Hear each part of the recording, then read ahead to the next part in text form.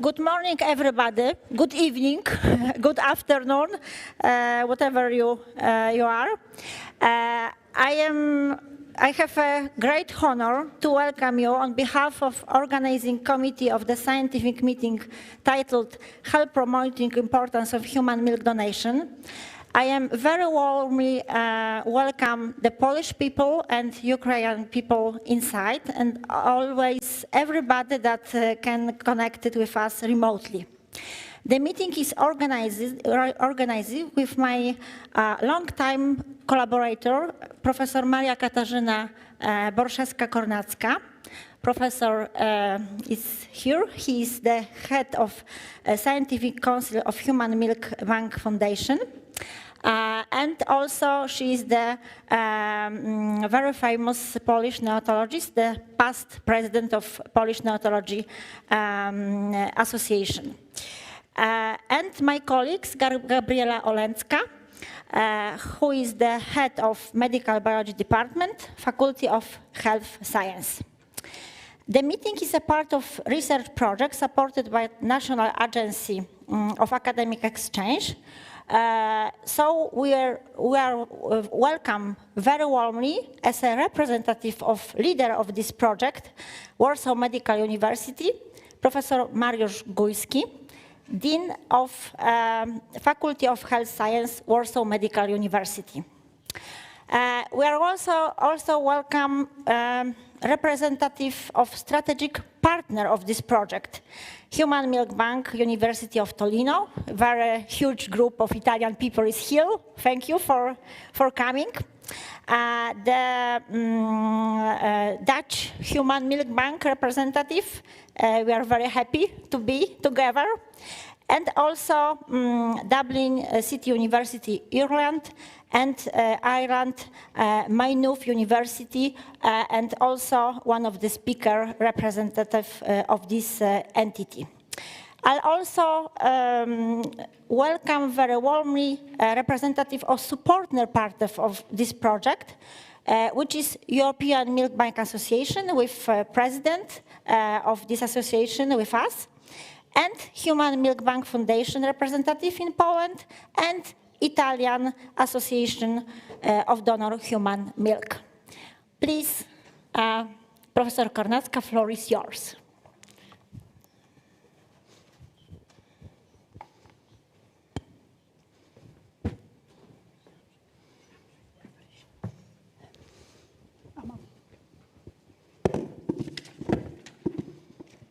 Ladies and gentlemen, it's my really great pleasure to welcome all, representative of heads of Mazovian hospitals and representative of local authority, also which is from the deep of my heart, also the non-government organization, international and Polish parental organization. It's my great pleasure also to welcome a School of Public Health, Medical Center of Postgraduate Education, and other medical organizations which are involved in training or education as Lactation Science Center. We thank you so much, and we appreciate received the patronage of Polish Neonatal Society, Polish Society of Perinatal Medicine, Polish Society of Clinical Child Society, and Medical Standards. It's my great pleasure, we are great pleasure that you accept our invitation, and I wish you a nice stay in Warsaw and a fruitful conference. I am passing the floor to Warsaw Medical University authorities, Professor Mariusz Gujski. Please.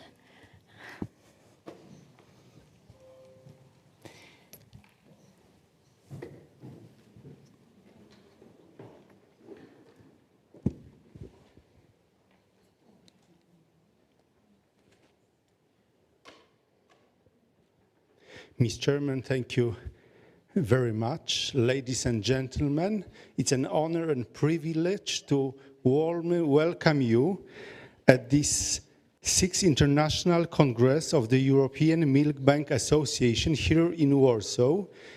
I am really very proud we may host you, our colleagues from Denmark, Italy, Ireland, and Ukraine, especially my warm welcome goes to all of you and to my Ukrainian colleagues. I've used to work in Kiev in 2017 for the whole year, so duże przyjemna.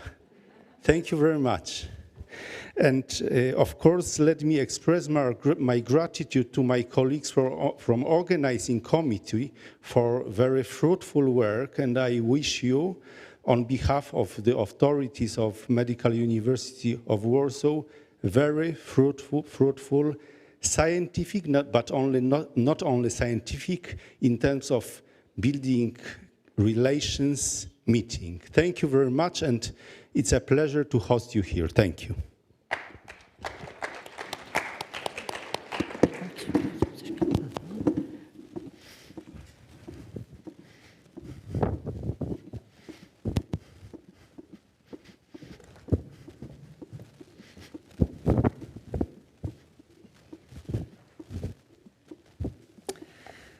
Professor Gojski, thank you very much for your speech. It was an excellent introduction to our first session.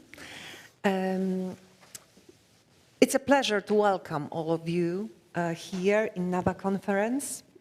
We are happy that we can see each other. I think it is not only my experience, but all of us. We can see each other for the first time for a long time because of the COVID.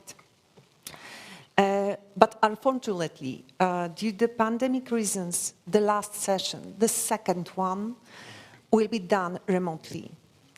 At the beginning of the meeting, allow me to inform you four few important things. Our conference is a hybrid meeting, so we are in person, but also, of course, online. So if anyone needs technical support, please contact us. As you can see, the official language of the conference is English, but translation from English into Polish is provided here for you, so you can ask for it. Please have a look at the program. We have 2 sessions, and after each session, we will have time for discussion. And also another technical things, that microphone for asking the questions will be provided for you. I'm almost done at the end. It's a pleasure, great pleasure, to declare that the first session is open. So, please allow me and introduce the Professor Aleksandra Wesołowska. You probably know her well, but anyway, it's a pleasure to say hello for you. Aleksandra Wesołowska is affiliated as an assistant professor in the Department of Medical Biology at Medical University of Warsaw. And she is a head of the Laboratory of Human Milk Lactation Research at the Regional Human Milk Bank in the Holy Family Hospital. Yeah, it's long, long name. She is a president of Human Milk Bank Foundation since 2009, when it has started promoting human milk banking in Poland. In 2012, she organized the first laboratory in Poland, fully equipped with the human milk bank resources, to focus on the research on human milk bank and the care of mother and child.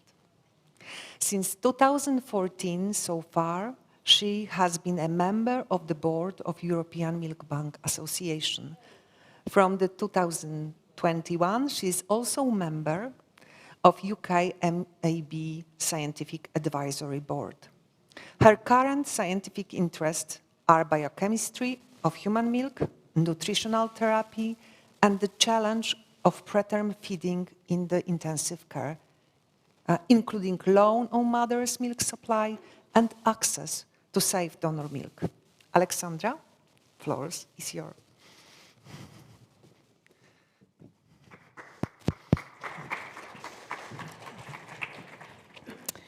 Thank you so much for that introduction.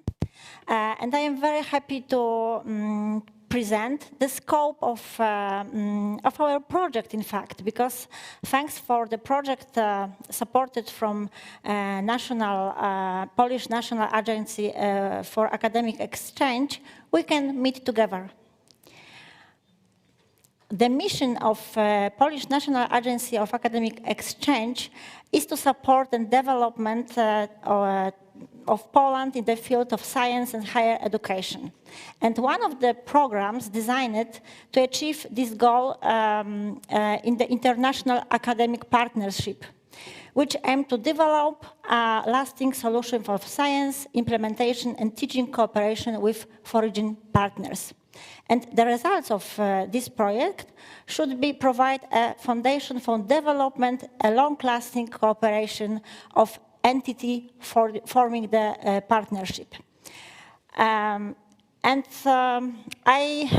took advantage of my long-lasting relationship with European Milk Bank Association and my knowledge and let me say friendship with the leader of a very important entity in this association and apply for funds from National Polish Agency for the project title Health Promoting Importance of Human Milk Donation.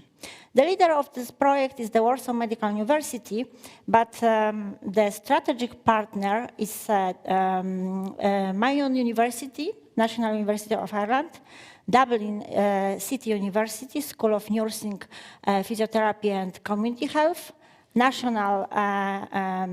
National Milk Bank, mentioned previously, University of Torino with a natal care unit and donor human milk bank. And we will also invite the supportive partner, European Milk Bank Association, Human Milk Bank Foundation, and Italian Association of Donor Human Milk.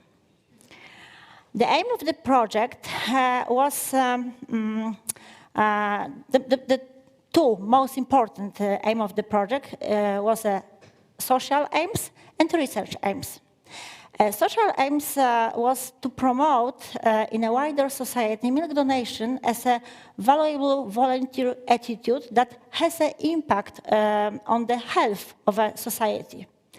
And also to increase a social awareness of the health promoting significance of human milk donation and the benefits of breastfeeding.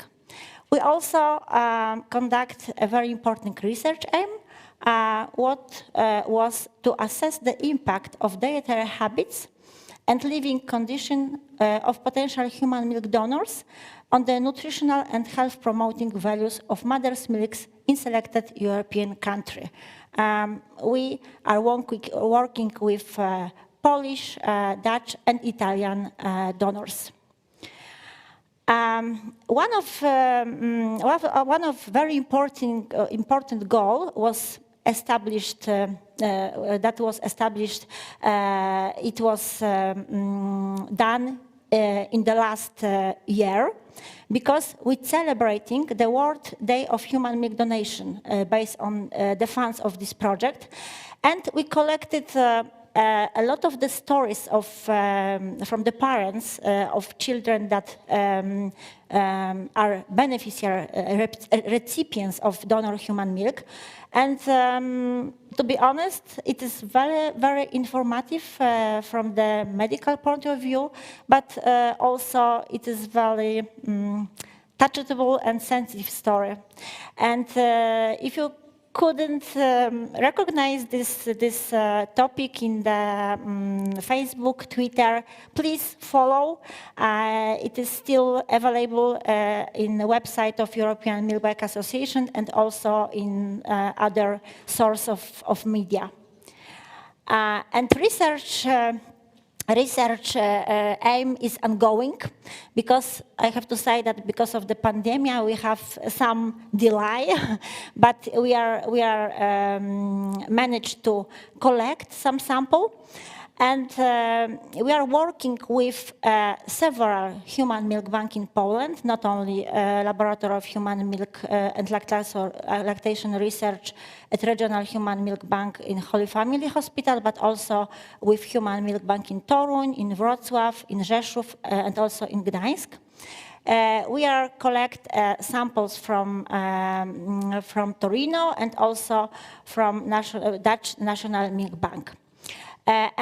Based on this biological material, assessments of maternal diet and the impact of assessment of maternal diet and current and habitual intake will be done. But also our project has a very important part because we would like to describe I think maybe even in this scope for the first time, the socio-economic profile of donor. We would like to know what kind of women decide to donate milk only for the reason to fit, to match better our recruitment rates and recruitment advisement. From the research point of view, we will be also analyze the microbiota of donor milk and macronutrients and selected vitamins and microelements. And as I say, thanks to this project, you have possibility to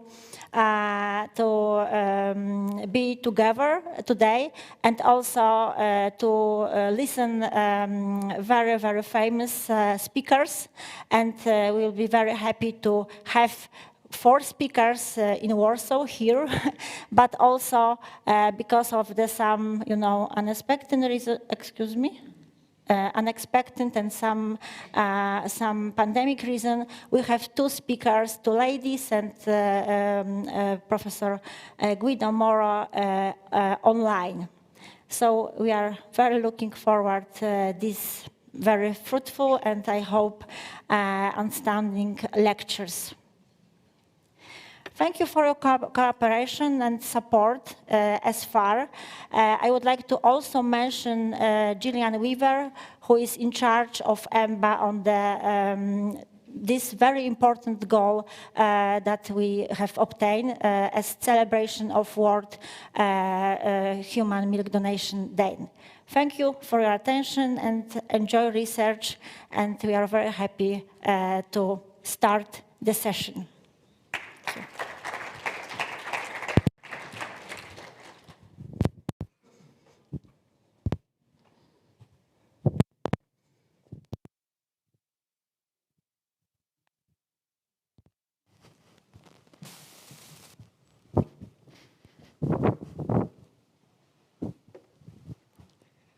Okay, Alexandra, thank you very much.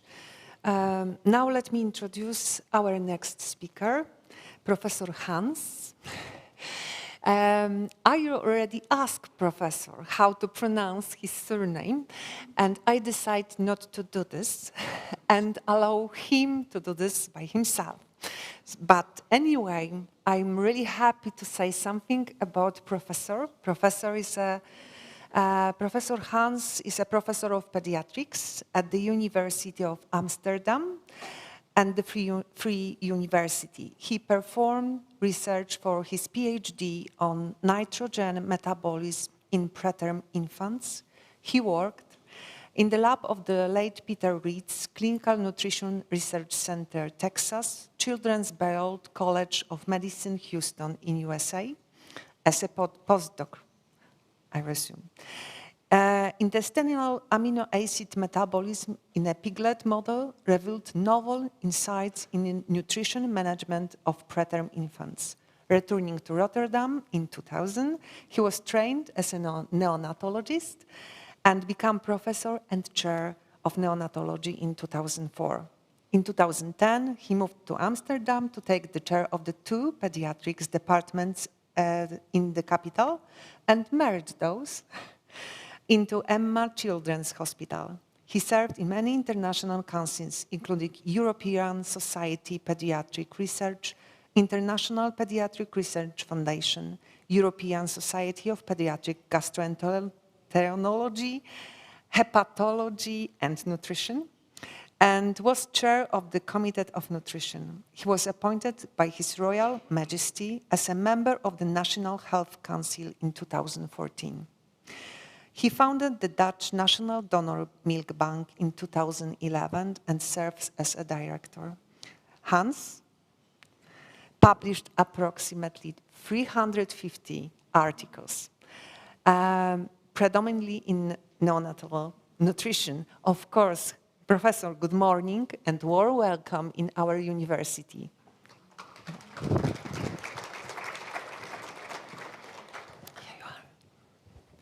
Thank you very much, and I'm so happy I'm here.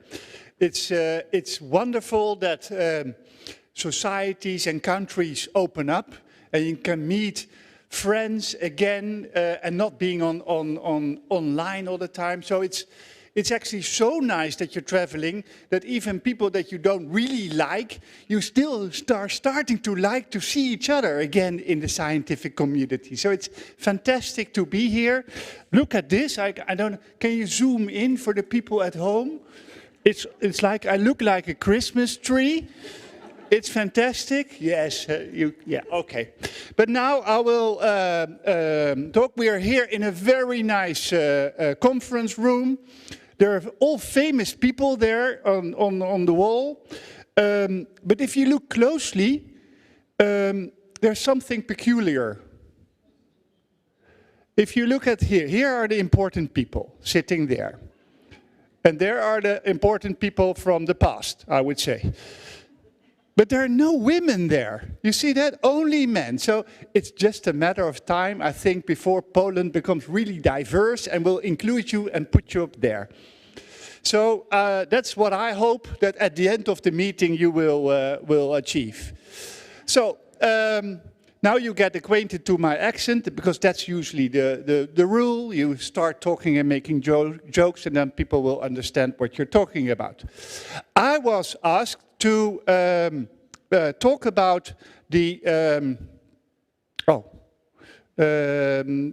talk about fortification and to meet the nutritional requirements of preterm infants fed donor human milk. And I'm standing here also on behalf of the whole group, but specifically on Chris van der Ecker, who's leading this NAWA project from the Netherlands.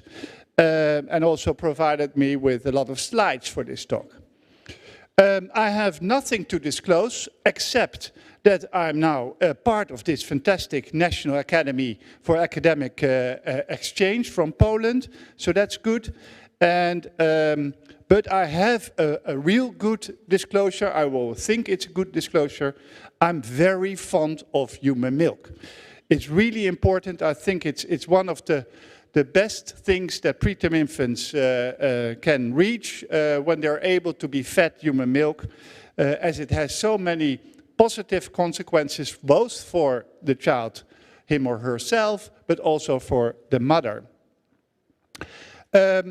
What is necessary for healthy growth? If you're looking about taking care of premature infants, you all know that appropriate nutrition is important.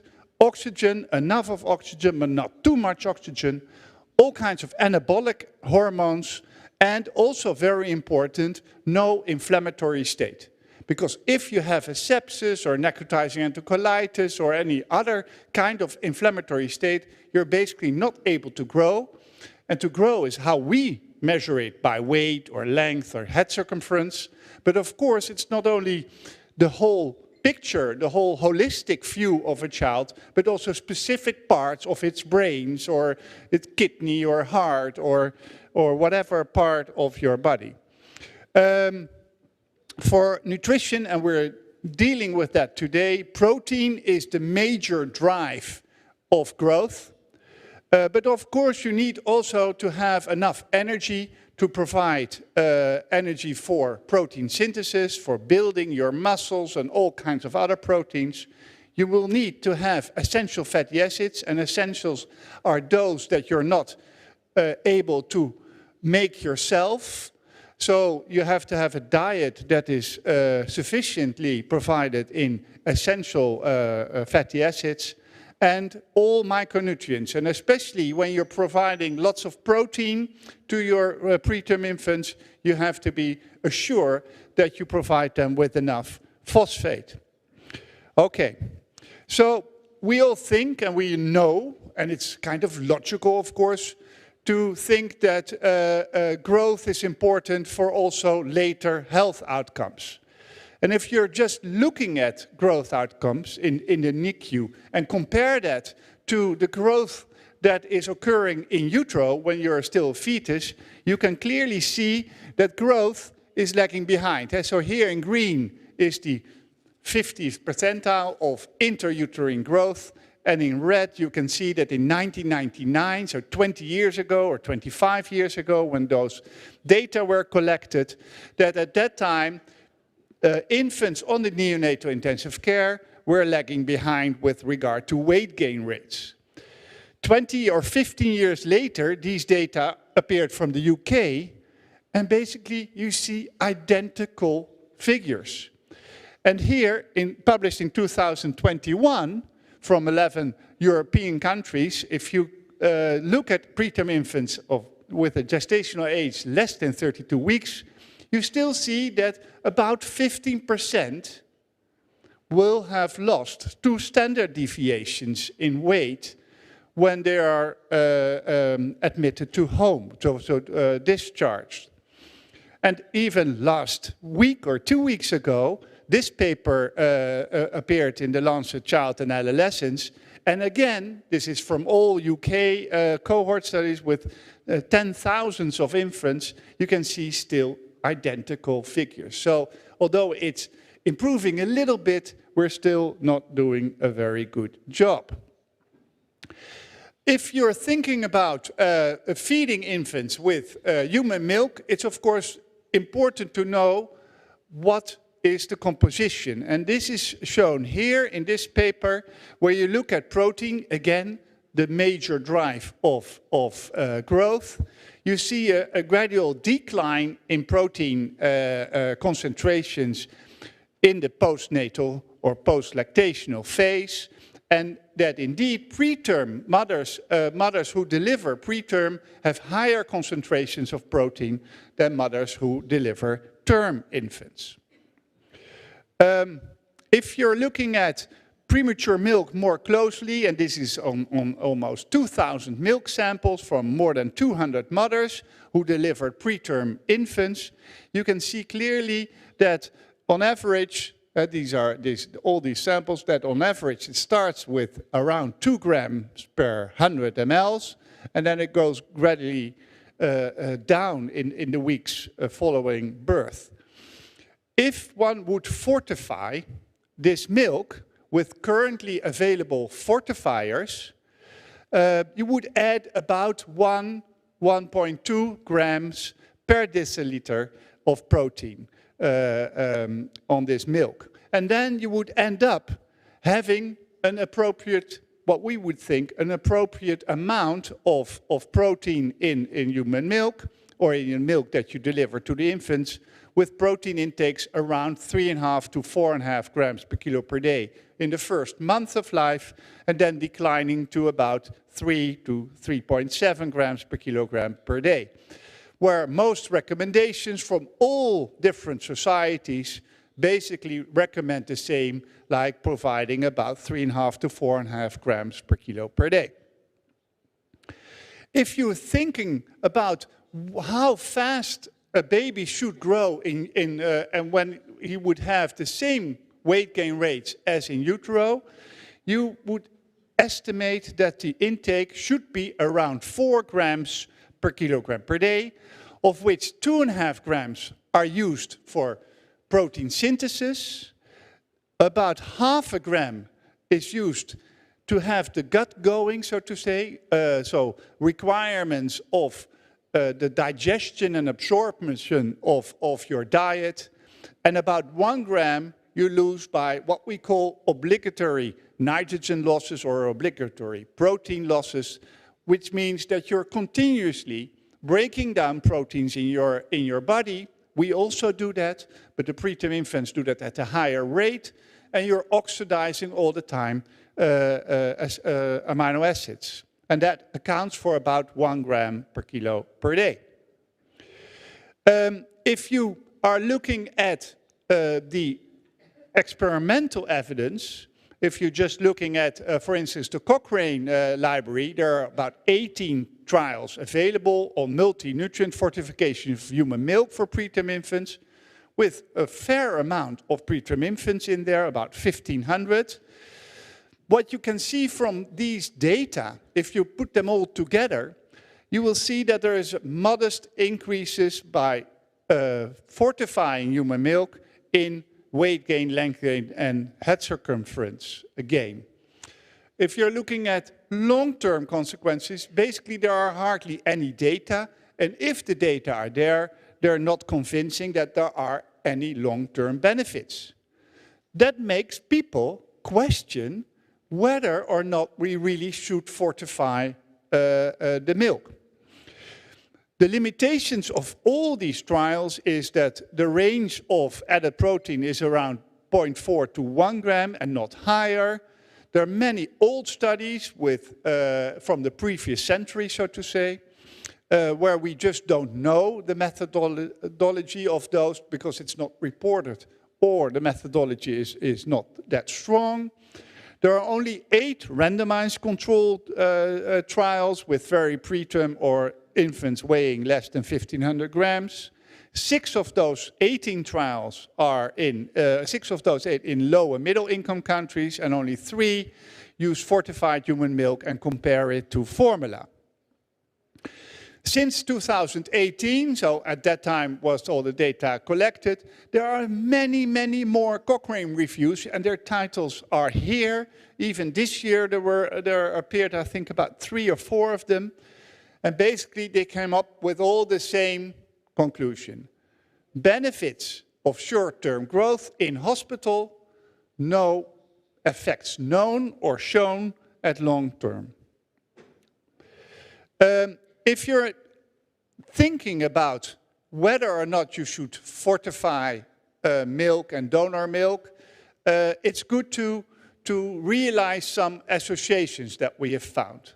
And basically, many studies show that there is an association between poor growth and poor neurodevelopmental outcome.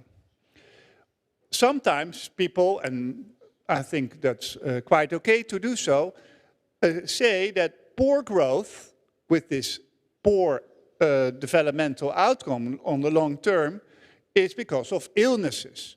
So infants develop necrotizing enterocolitis or sepsis. They get into an inflammatory state, and all those cytokines that are running around are causing brain damage, for instance. There are basically no well-powered, well-conducted, true experimental RCTs that human milk-fed preterm infants that get more nutrients have a better long-term outcome.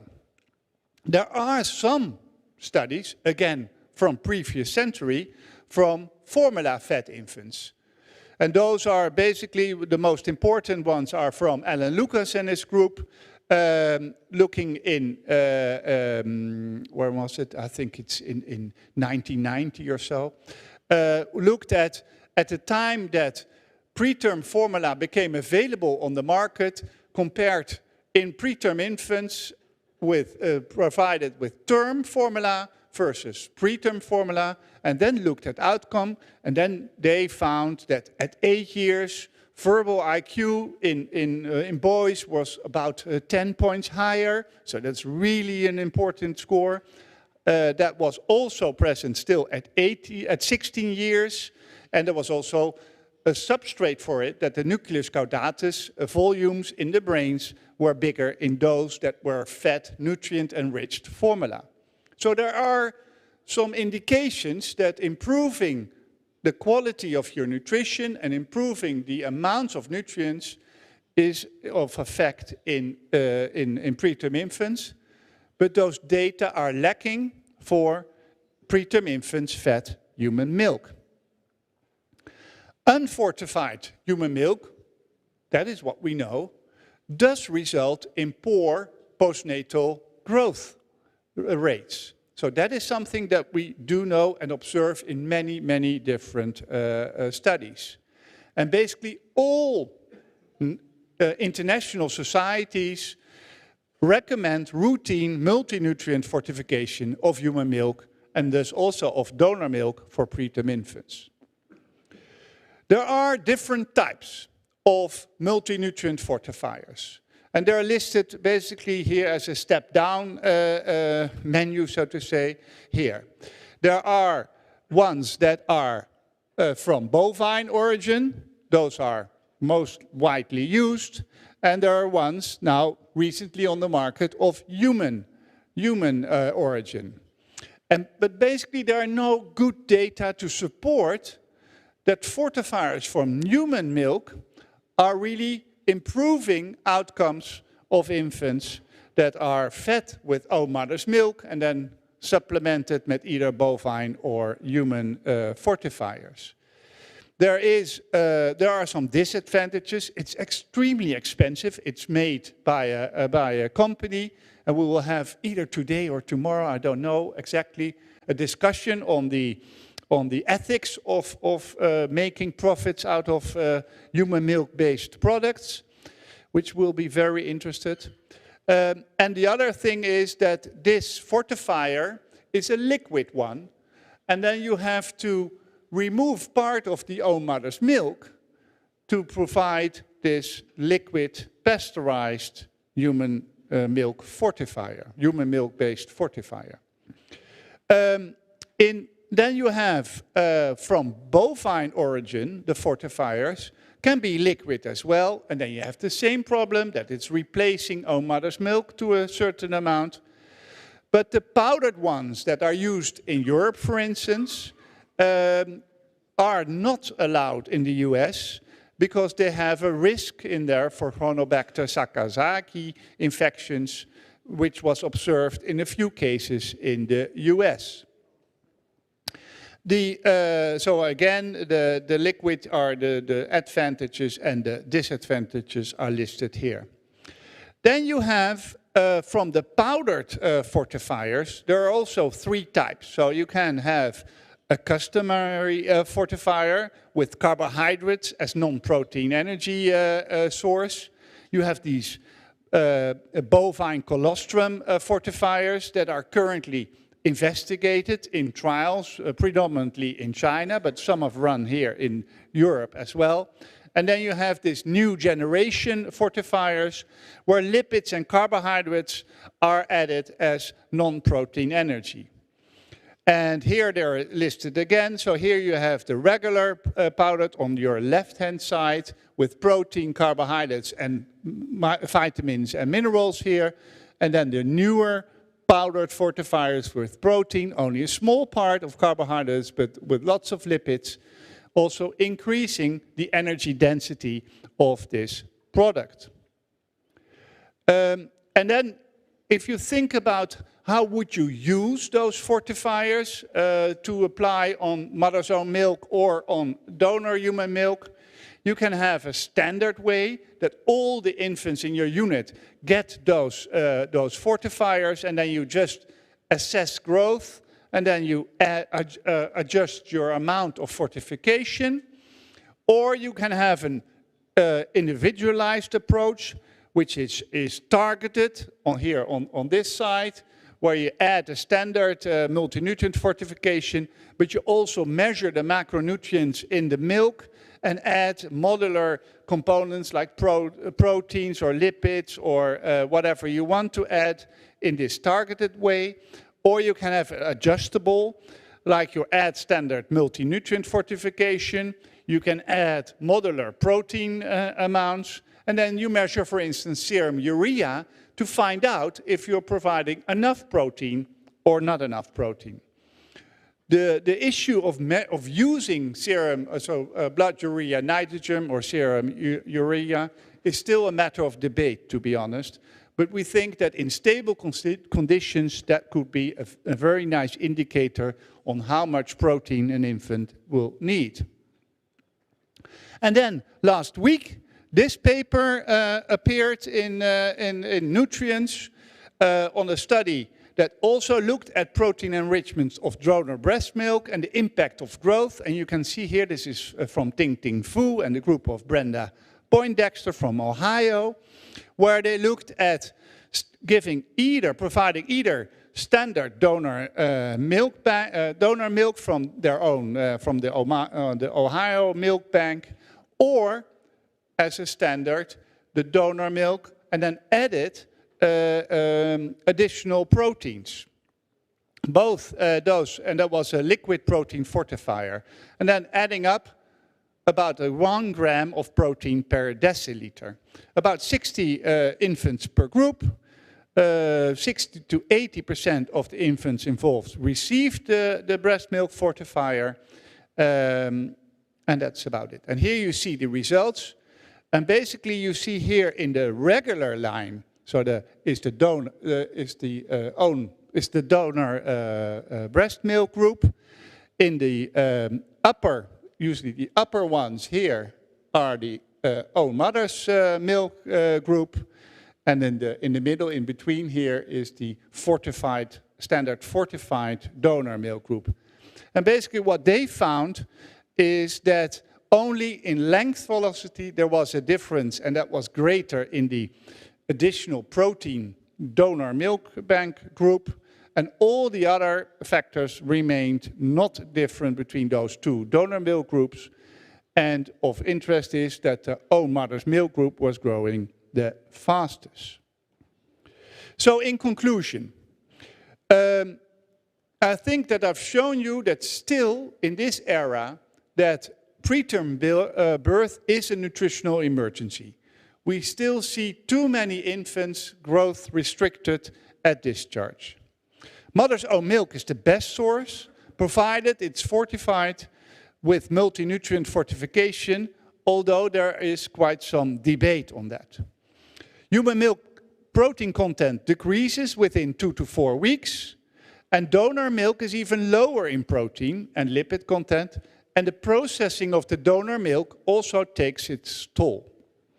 Standard multi-nutrient fortification may not provide sufficient protein intake, and additional protein and energy may be needed for donor human milk. And we are still lagging behind in good quality studies on optimal fortification strategies to start early versus late, standard versus adjustable versus targeted, fortified versus of bovine or human origin, and powdered versus liquid fortifiers. So donor human milk, donor milk fed infants, preterm infants, gain less weight than when fed mother's own milk. So to increase weight gain, donor milk should be supplemented, but long-term beneficial or detrimental effects, because that could also be the case, of course, have not been demonstrated. Thank you very much.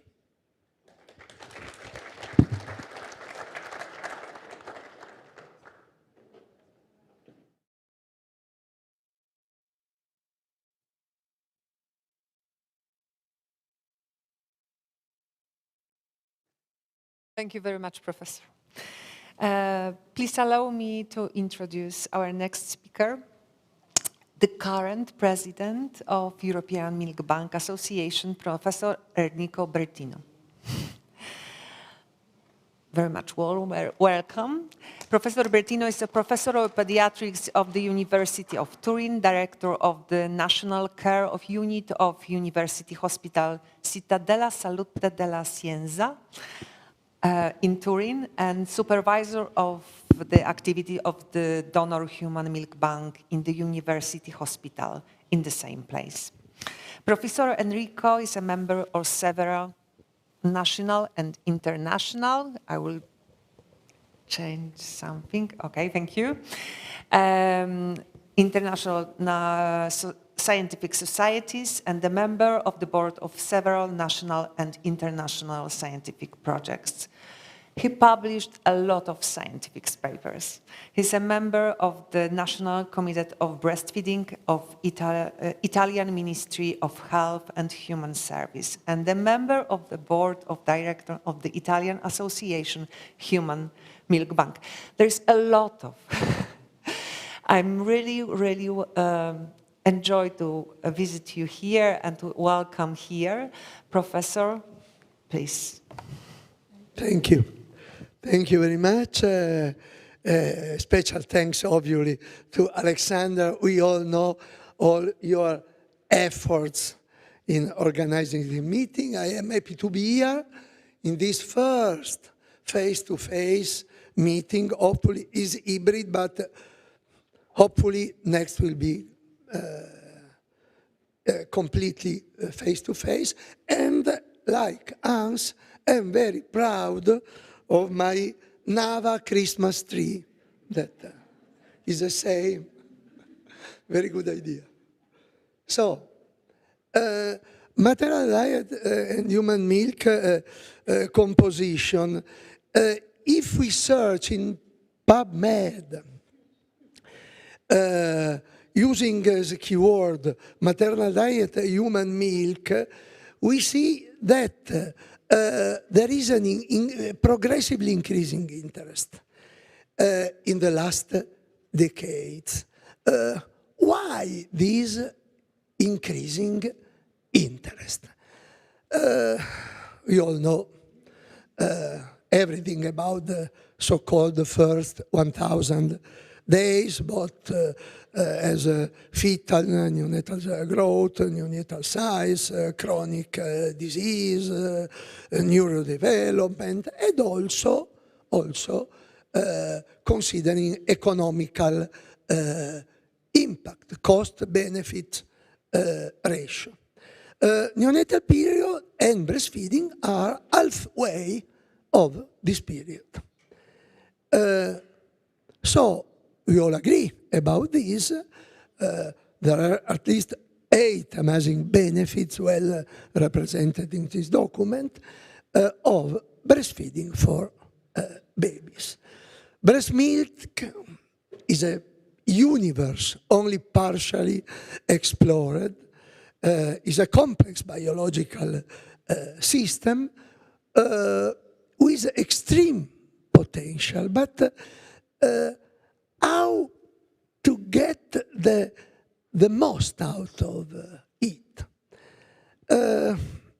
Among the huge number of factors that influence the breast milk composition, diet has a particular role.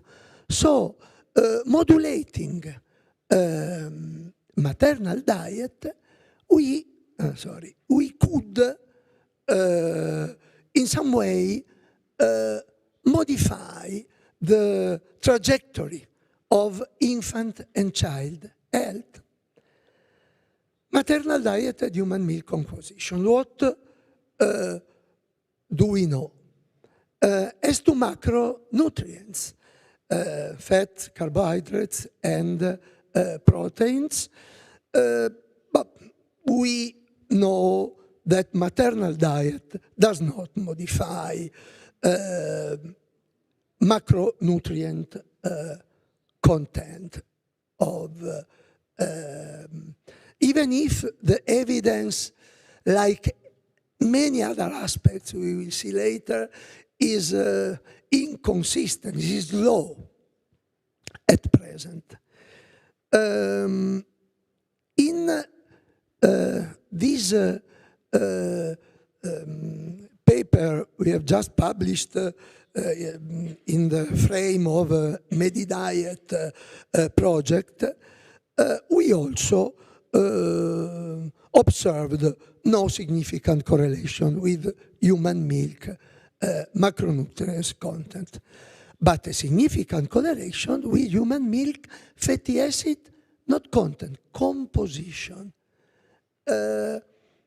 We identify in, this is a recent, is a paper of some years ago that observed S2 fatty acid profile great variability in lipids composition of human milk. In particular, great difference in omega-6, omega-3 ratio between different countries. For instance, in Finland,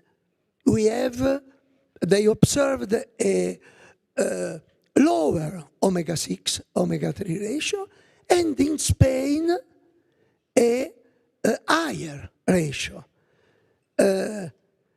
So we can speculate.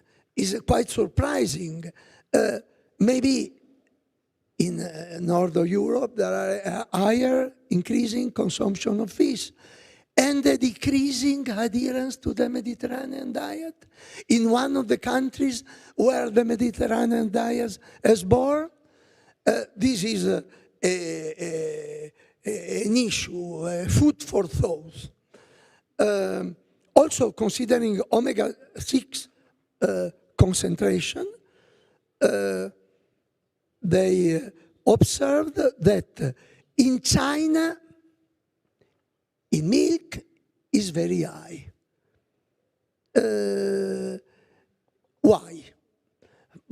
Maybe could be the adherence to the so-called Zuo-Yuezhi postpartum custom to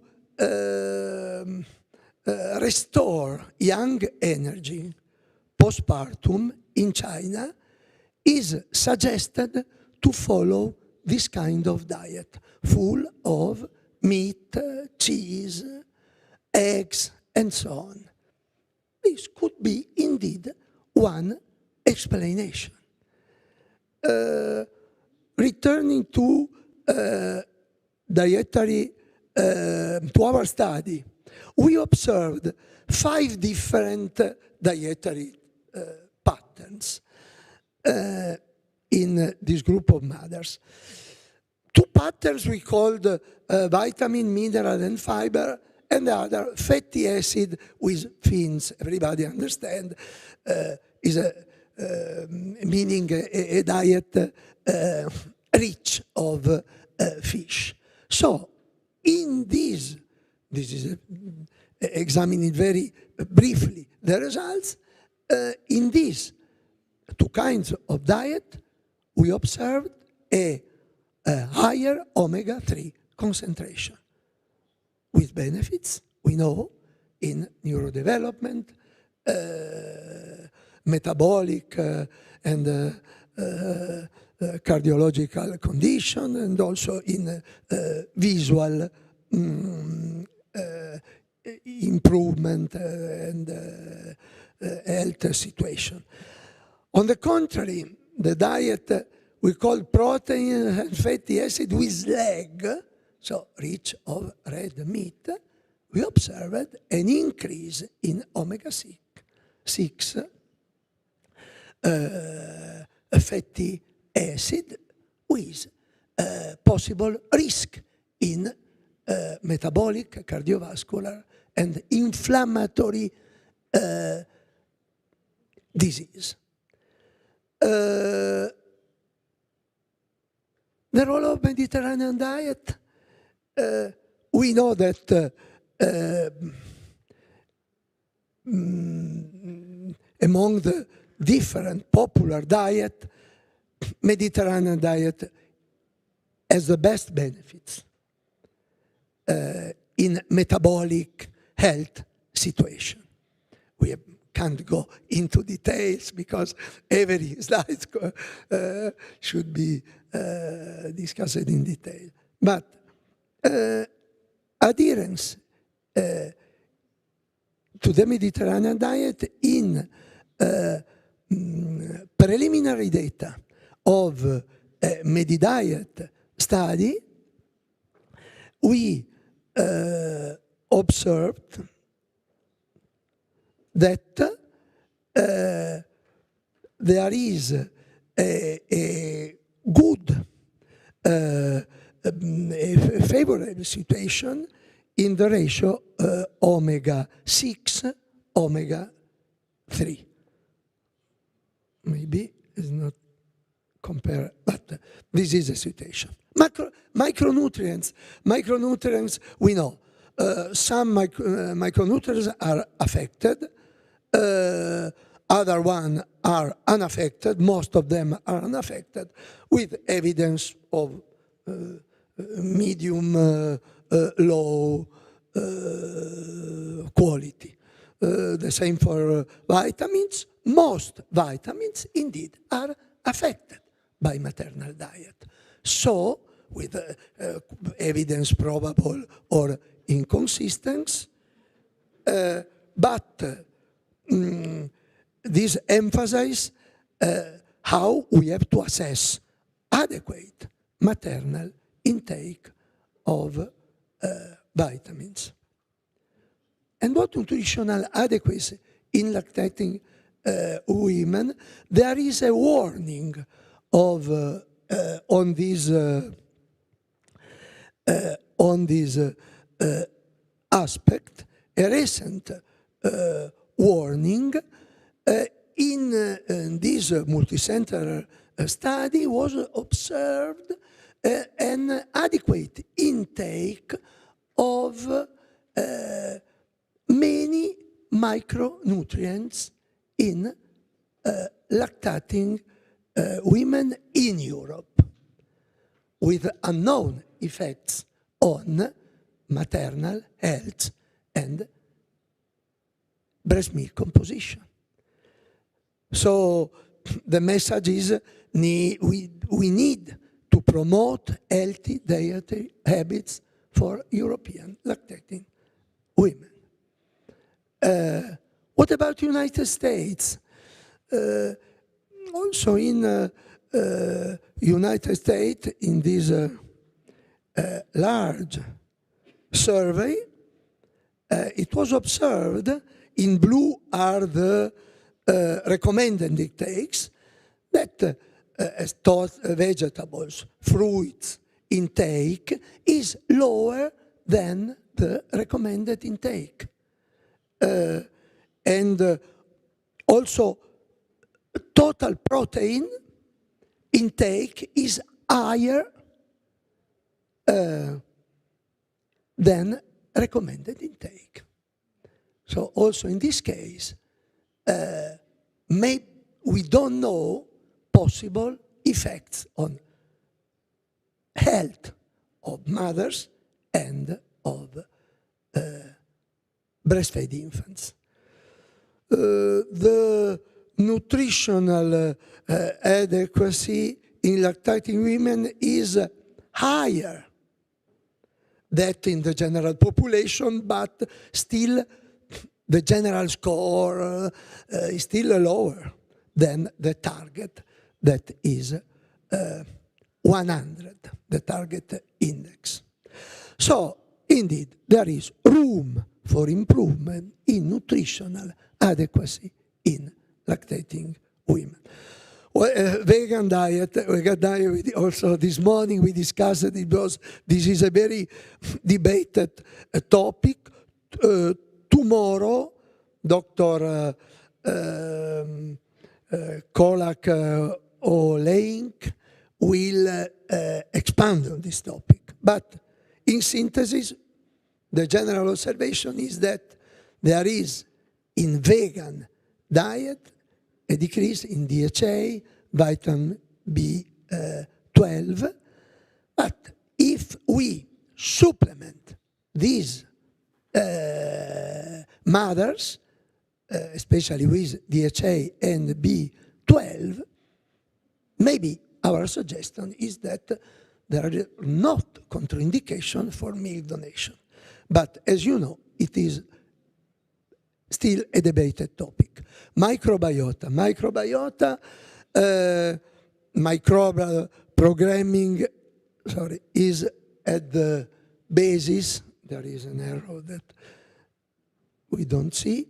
For early microbiota colonization is a basis for long-term health outcomes. If there is a symbiosis between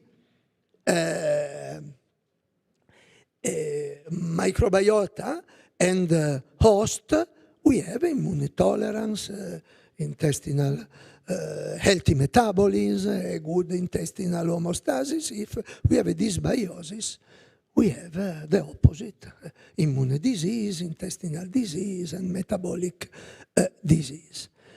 So human milk is a major driver of infant breastfed gut microbial development. The main role is due to milk, to bioactive molecules and to milk microbiome. Can we modulate the breastfed infant gut microbiota through maternal diet? In this recent review from the Australian group is a synthesis complete of all these aspects. We know that diet during pregnancy and lactation affects the composition of maternal gut microbiome. We know also that maternal gut microbiome supplies milk microbiome via enteromammary pathway.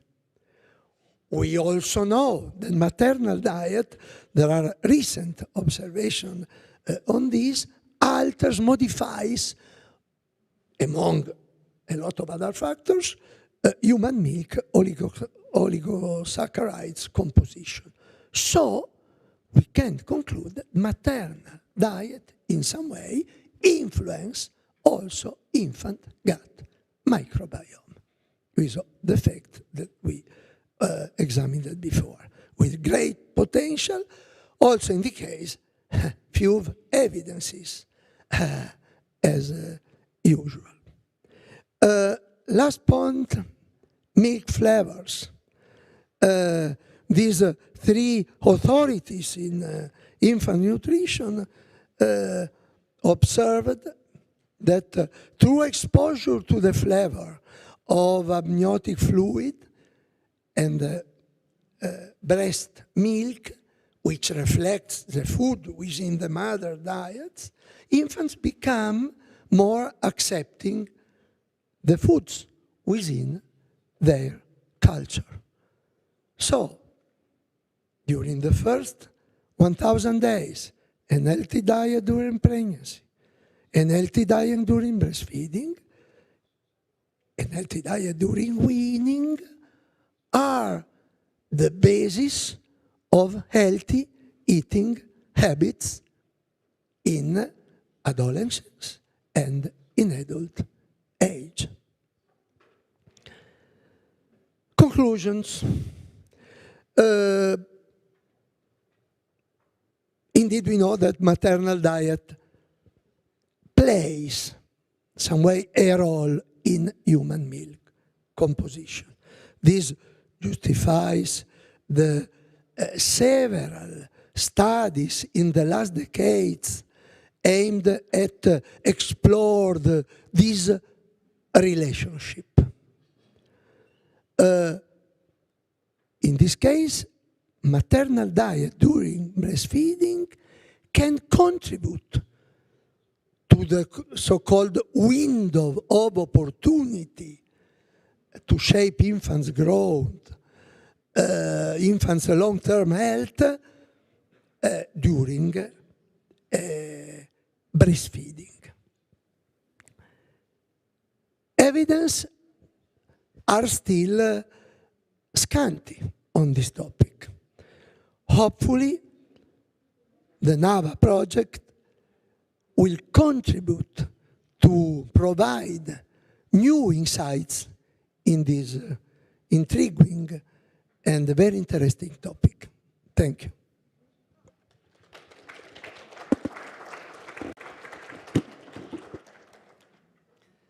Thank you very much, Professor, for your speech. Thanks a lot again. And I would like to extend my warm welcome to Professor Dorota Martysiak-Żurowska from the Department of Chemistry, Technology and Food Biotechnology, Faculty of Chemistry, Gdańsk University of Technology. Dzień dobry. She will give a lecture entitled Dependence of Human Milk Constitution on Environmental Conditions.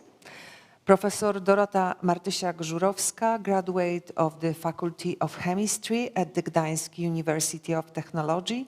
She performed research for her PhD at the Gdańsk University of Technology, habilitation in food technology and human milk nutrition from University of Warmia and Mazury in Olsztyn.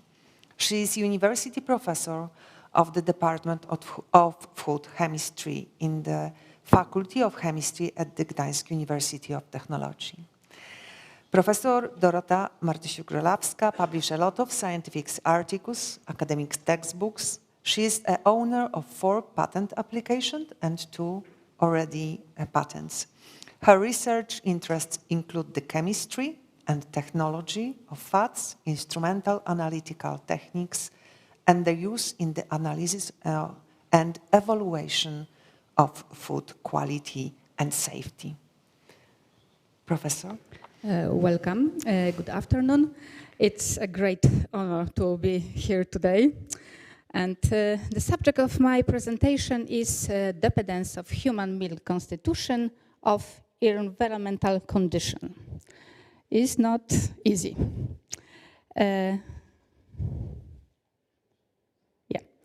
It's known that the composition of breast milk changes physiologically with the time of birth, time of lactation, time of day, and even during single feeding.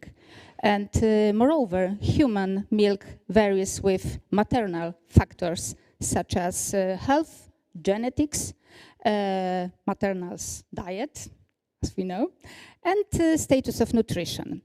And varies with infant factors, for example, with health. And some authors show that infant sex also has an influence on the composition of human milk, although other studies deny such effect. Environment. Environment can be defined as all surrounding conditions that have direct impact of all human being. Where we are talking about environmental conditions on environmental factor, we must take into account aspects such as climate, trace element present in soil, in water, in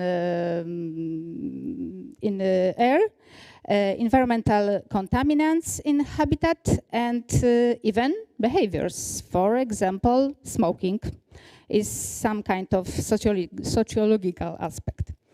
And how environmental conditions affect breast milk composition. Concentration of minor elements such as calcium, magnesium, phosphorus, potassium, and sodium is in healthy milk from in human milk from healthy women seems to be similar around the world. This is, of course, related to the almost equivalent concentration of these minor elements in soil, in water, and over the globe. whereas the distribution of trace elements in the environment is irregular. For example, global distribution of selenium. And the level of essential trace elements such as fluoride, selenium, manganese, of iodine in human milk depends from mother's habitat during pregnancy and lactation.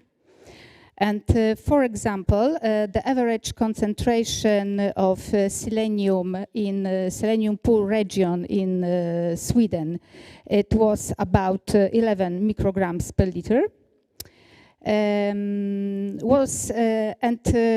Human milk from selenium-rich region in some area in Venezuela, above 100 milligrams per liter. Selenium and iodine, together with iodine, are needed for the production of thyroid hormone. Is essential from proper physical and neurological development and growth at metabolism processes of infants. And iodine deficiency may result in congenital anomalies, infant and neonatal mortality, and impaired growth. But the most serious consequence of iodine deficiency during pregnancy is cretinism, is the profound mental retardation. Infants are born with small amount of stored intra-thyroid iodine, and similar to selenium, breast milk iodine concentration is unsupplemented women is correlated with concentration of this element in environment. In iodine poor region, in some region in New Zealand and Morocco, breast milk iodine concentration was lower than 50 micrograms per liter. And what is important, recommendation for child up to 1 year of age is about 100 micrograms daily.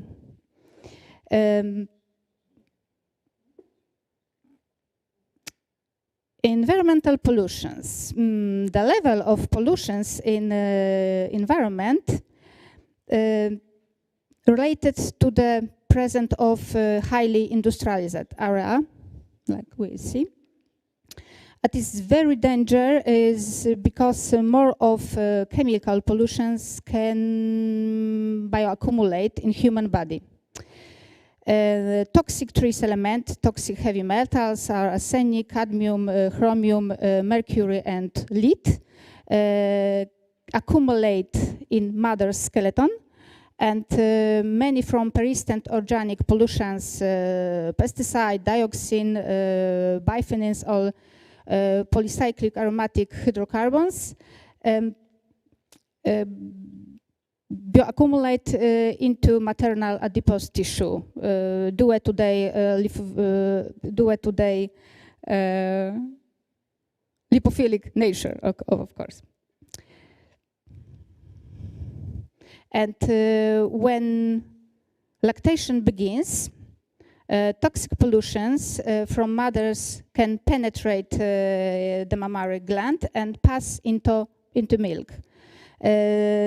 So chemical pollution present in human milk can have negative effects on children health, and can lead to health problems, for example, allergy, dermatitis, and can induce the production of reactive oxygen species. Moreover, these toxicants can modulate human milk composition. Toxic compounds can disruption in the production of cytokines. they disturb balance between pro and anti-inflammatory cytokines, and the level of pro-inflammatory cytokines in mother's serum and in mother's milk increases. And the recent reports suggest that the high concentration of pro-inflammatory cytokines in milk, in human milk, may have negative influence of the child. Generally, cytokines play a trophic role, promote maturation of the mucosa of healthy infants. But when newborn has problem with gut, for example, we have neck, the excess of pro-inflammatory cytokines in food can be harmful, can worsen baby's inflammation status. What next? Human milk oligosaccharides. Maguire and others collected milk from 410 human from in 11 international cohorts. And they have shown an effect on cohorts on concentration on almost all human milk oligosaccharides. For instance, the mean concentration of 2-fucosyl lactose, it was almost 3 times higher in milk of Peruvian mothers than in Ghana mother's milk. And concentration of 3-fucosyl lactose was almost 4 times higher in Sweden mother's milk than in rural Zambia.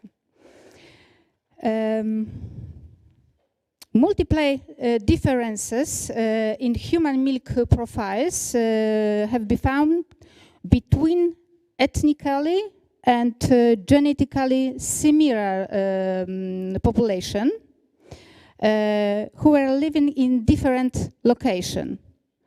And thus suggest the influence on the environment, on the regulation of synthesis on human milk oligosaccharides. But of course, the authors emphasize the need to determine the effect of diet on human milk oligosaccharides.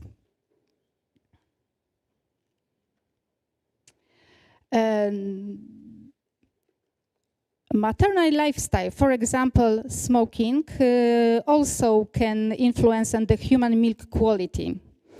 Milk of smoker and passive smokers too, mothers, contain catenin. Catenin is a metabolite of formed in organism, a metabolite of nicotine. So it's a useful marker to expose to tobacco smoke.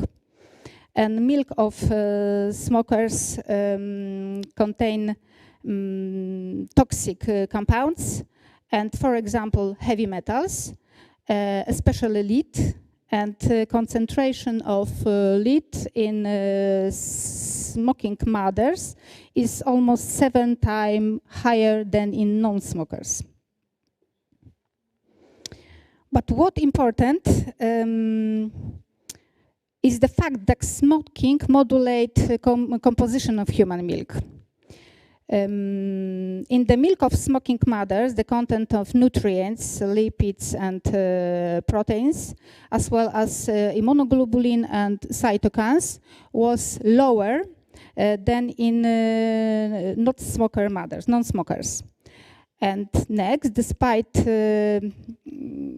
the lack of differences in fatty acid in human diet, it was significant difference between concentration of monounsaturated fatty acid and fatty acids N-6 family in the milk of smoking and non-smoking mothers. And milk of smoking women has a statistically lower concentration of antioxidant vitamins C, I, A, and lower total antioxidant capacity. And very disturbing is fact that smoking significantly decrease concentration of iodine in human milk, what can cause abnormal thyroid development in children. And climate. It's very hard to tell what climate influence on the human milk composition. These studies do not show exactly directly changes in the composition of human milk, but show, in my opinion, excellent functionality. The study look at the need to give breastfeeding babies extra water in hot, dry climate. And even in hot, dry climate, there was no significant difference between urine output, urine on serum osmolality, child weight change, rectal temperature, and concentration of sodium in serum between exclusively breastfed infants and infants which get additional water. Probably first infants such more as a consequence more milk is production between by mammary gland. However, there was no significant differences between weight change of child, and this might suggest some changes in composition of human milk. And the composition of human milk reflects the environment in which the mother's life, but not only during lactation, but during pregnancy and earlier. And it is very, very difficult to separate the influence of the environment from the separance of diet. Thank you very much.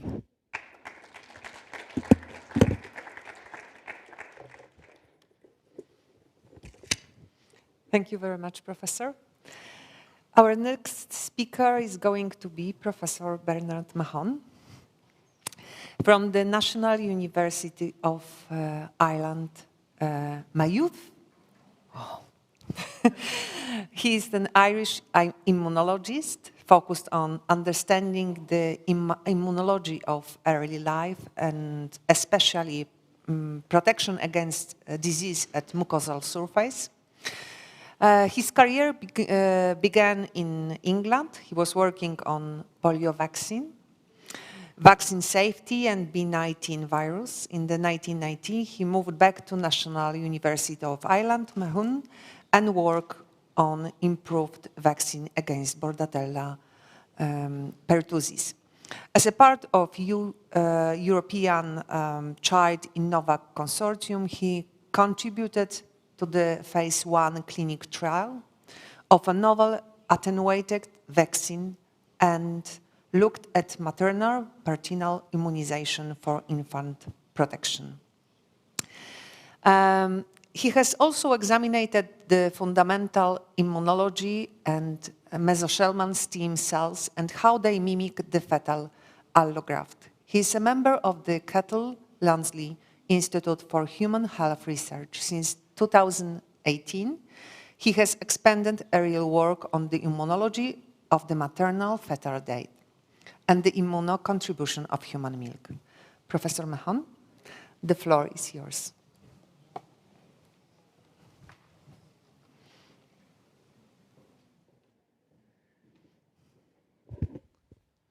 Thank you, Gabriella.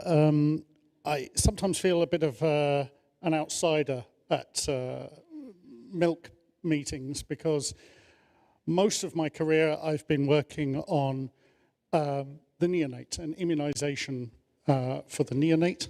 And so I come at this from a slightly different angle. I'd like to thank also Alexandra and Nava as well for this invitation and the pleasure of listening also to the speakers before me. Enrico said something really interesting, that, and I will paraphrase, but that the universe of human milk has only been partially explored. I'd like to look at that universe from a different perspective, which is that relationship between the mother and the baby as the baby goes into infancy. And that, I suppose, milk beyond nutrition, but really linking back to the last speaker of how it's an environmental piece. But the environment I'm looking at is really sensed by the immune system.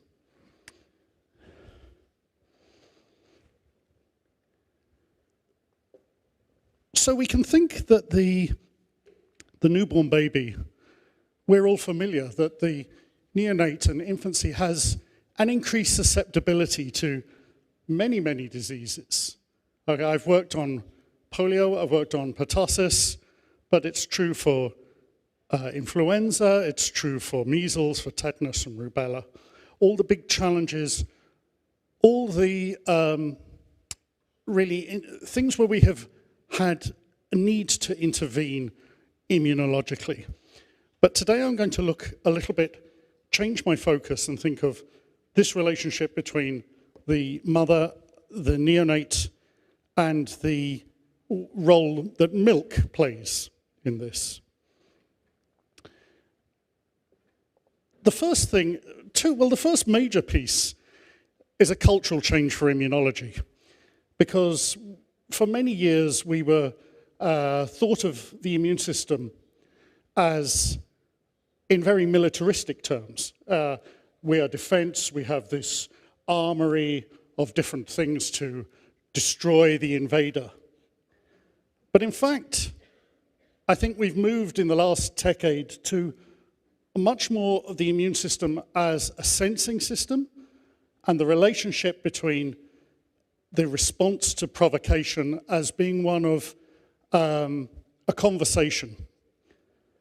And the first thing in that piece is that the neonate is not necessarily immunodeficient or as immunodeficient as we thought. What we have to think of is that the adaptation to life outside the womb is incredible. And what we are looking at and the susceptibility we see is really a part of that journey from one environment and one situation to another. But nevertheless, we know that the newborn have a very small pool of neutrophils, which are very important in the fight against bacteria. That infection, therefore, can overwhelm an infant more quickly. We know also, for example, the macrophages in the lung. We think of them in the very earliest point of life as being ineffective, but in fact, they're clearing the lung of a huge lipid burden from the uterine environment, and they are at full capacity. So our ability, or the ability of the neonate to counter infection through alveolar macrophages is, in effect, paralyzed because it's already working at full capacity. And then there are multiple specific differences as this adaptation to living in an oxygen environment continue. We know that our conventional dendritic cells, they are less inflammatory, they are less able to present antigen. And in fact, this is a sort of theme of the early life immune system, this dampened down anti-inflammatory type response. And that's important because an overly robust inflammatory response can be very damaging, as we've heard from the early speakers. So monocytes behave in the same way. Neutrophils have differences. The innate lymphoid cell, which is an innate new sort of population, seem to be boosted. And again, they're all about protection at an innate surface, at the mucosal surfaces, but also regulating that. So this is not immune deficiency, this is immune difference. I will perhaps talk then about how do we see, if we thought that the neonate was in an immunodeficient deficit, if you like, we would say, well, that's a problem from evolutionary terms. Why would we have evolved with this mistake? But in fact, the solution is that our neonate is defended or protected by the immune system of the mother. And so this is, I can't think of a good analogy. I've tried to think of an umbrella or the sort of sheltering arm. But the mother and her immune experience extends a shelter to protect the newborn. And that happens in 5 ways. Some we are familiar with, and some are very new. The first is the passive transfer of acquired immunity. So our acquired immune system, the antibody response, the T-cell response, particularly in humans, mothers transfer that in 2 ways. In utero, we have the IgG being collected up in the syncytial trophoblast by the FC receptor, neonatal FC receptor, transported across to the fetal circulation. So that is worth thinking about. That means that the mother's experience of pathogens or other environmental threats that are provoking an adaptive response is donated to the child. But also in breast milk, during breastfeeding, particularly antibody of the secretory IgA class is transmitted, again, this time by the poly-Ig receptor across the glandular epithelium into the lumen and the milk. That means that we have a dynamic situation. We have the maternal antibody donated either in utero or in breast milk, declining, and waiting for the infant to take over. There is a transient drop in the serum IgG of infants in around the 5 months. Usually that isn't an issue. Usually if there is an issue, we deal with it with antibiotics. There can be, if the infant is slow, there can be a transient hypergammaglobulinemia of infancy. The negative side of that transfer, of that protection, is that it creates a challenge if we want to immunize in that period. So it's the reason why we can't immunize against measles until the child has got to 18 months, because the antibody that they've inherited would interfere with that or blunt that response. We did some work on this, and the some work I'm going to refer to is actually 60, 70 years old, so I didn't do that work. But we know pertussis, whooping cough, is particularly deadly in the first month of life, and then to a lesser extent the first year. We still see incidence rising. We have a good vaccine, perhaps not a perfect vaccine, that we give to infants at 2-4 months. We now immunize mothers. If we go back to really old data, we know that mothers confer protection, and immunized mothers confer protection, because the old data shows that mothers in the 1940s who had the whole cell vaccine, their children had less deaths from pertussis than the non-immunized mothers. So there is some evidence of that from those old studies of protection. We now know that if we immunize with the acellular vaccine to pregnant women, we see protection in the newborn. We know from Munoz's work that that's safe. And we know from other work that that's effective. We know that there isn't significant blunting or interference from that process, but we also know that the protection declines very quickly, so really only lasting about 2 months. It might be possible for us to use new vaccines, and that's work I did with some European partners.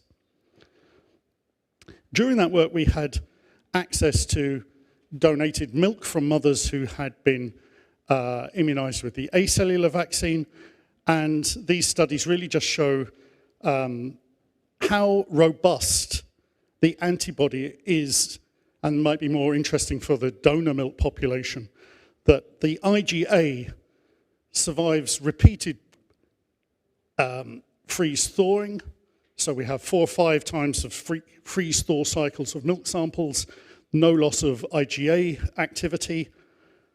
And if we do accelerated degradation, so we take our milk samples, put a bacteriostatic agent in them, and then raise the temperature to 40 degrees, which tends to accelerate any sort of denaturation, that IgA lasts well in that. So if we have immunized our mothers, we have some protection that lasts well into the donor milk. So that's what we're all familiar with. But there are other mechanisms. Very familiar with the work now of Petra Ark, which is quite incredible that we inherit also cells from our mothers and perhaps even our grandmothers. So we are walking around not just, like myself, with the XY chromosome of 99.9% of my cells, but I have also got 0.1 or some percentage of cells that are XX from my mother, and who knows, potentially even from my grandmother. There is interesting speculation. There's little evidence of what is the benefit of that or the drawback in humans. I put some up there from SCID and the Experiments of Nature. But if you look to the animal work that Petra Ark is doing in Hamburg, I think there's a beneficial effect of those cells being transferred, which is quite interesting. And we took some mesenchymal stem cells that we isolated out of human colostrum and show that they still function and are very suppressive, even of mixed lymphocyte reactions, which is a way in which we look at cell-cell responses and sort of tolerance in humans. So certainly microchimerism, the neonate having inherited cells which last throughout life from the mother, may have a function. We've heard already about antimicrobial components, the lactoferrins, lactoperoxidase, the lysozymes in milk, the proteases, the defensins and antimicrobial peptides, which we may hear more. These are all donated protection into the newborn through milk. We heard in the last talk and the previous talk about human milk oligosaccharides. It's always quite amazing that we as a species invest, or mothers invest, a huge amount of energy creating a set of sugars that are not digestible by the infant. That surely has some evolutionary purpose, and that evolutionary purpose may well be in shaping the microbiome and developmental and other issues. So part of our NAWA project, which has already been presented, is for us to look at the microbiome piece from the donated mothers. I've only shown the Italian and the Polish here. I've taken the slide out of my ethics application. which I'm really pleased to say that last week we got the NAWA ethics approval, so that's a major milestone for us. And we added in a pilot study of Irish mothers to validate our processes. And we are doing microbiome determination and also looking at the genetics of Lewis antigen in the mothers, because that sort of divides some of the HMO patterns into 4 big groups of different mothers. I'm going to finish. So my whole point really has been that the mother, through milk or transutero, extends out her experience of protection, of her encounters with microbes, to the newborn. We now know that there's another form of memory that's really come to light in immunology in the last 8 or 9 years, but really only in the last 2 or 3 years has it caught fire. And that's called immune training. It now appears that our innate immune system has a memory as well, and this is epigenetically imprinted. So in some way, our past encounters with BCG or even dietary components changes how our macrophages, our neutrophils, our NK cells, and indeed even some of our stem cells respond. So that reprograms us. So what we've applied for funding for is to say, does human milk do the same thing? Are there components in human milk that have that programming effect, either directly, so through some of the cellular transfers, which might be less interesting to the donor human milk community, but also through milk components training the cells of the newborn, of the immune cells of the newborn. And particularly important is that if training can extend into the stem cell, then you can see how that could have a long-term issue. So this is hypothesis. We think it's a feasible hypothesis. We're hoping our funders give us the money to look at this. So this is sort of post-NAWA. And if anyone in the audience is interested in writing a European grant and have us as a partner there, we'd love to find some clinical partners to look at the human side. So I haven't shown you much data, and I'm sorry, and that's largely been that my lab has been closed for 18 months. But the key points: mothers share their protective experience. How the mother has learned to fight pathogens is shared in utero and in milk to the newborn. And for donor human milk, certainly there are aspects of which will be replicated by that, or there are pieces we might think to say, how do we support this function in donor milk, as interesting points for the future. Thank you.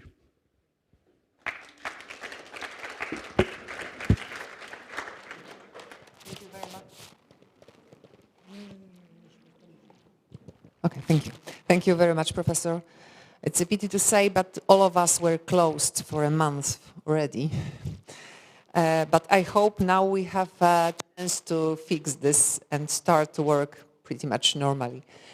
Again, I would like to now open the discussion panel. So before that, I would like to introduce you Professor Monika Słupecka-Zimnicka. Professor is from Polish Academy of Science. She is from the Foundation Council of Human Milk Bank Foundation, and she is also connected to the topic of this conference through her scientific research. So welcome here with us. I would like also ask all speakers from the first session to move closer here, over there, and sit on place available in the front. Please do this so it will be easier for us to organize the discussion. So I'm opening the discussion panel. Professor? To moderate this discussion. And firstly, I would like to ask if there are from the audience.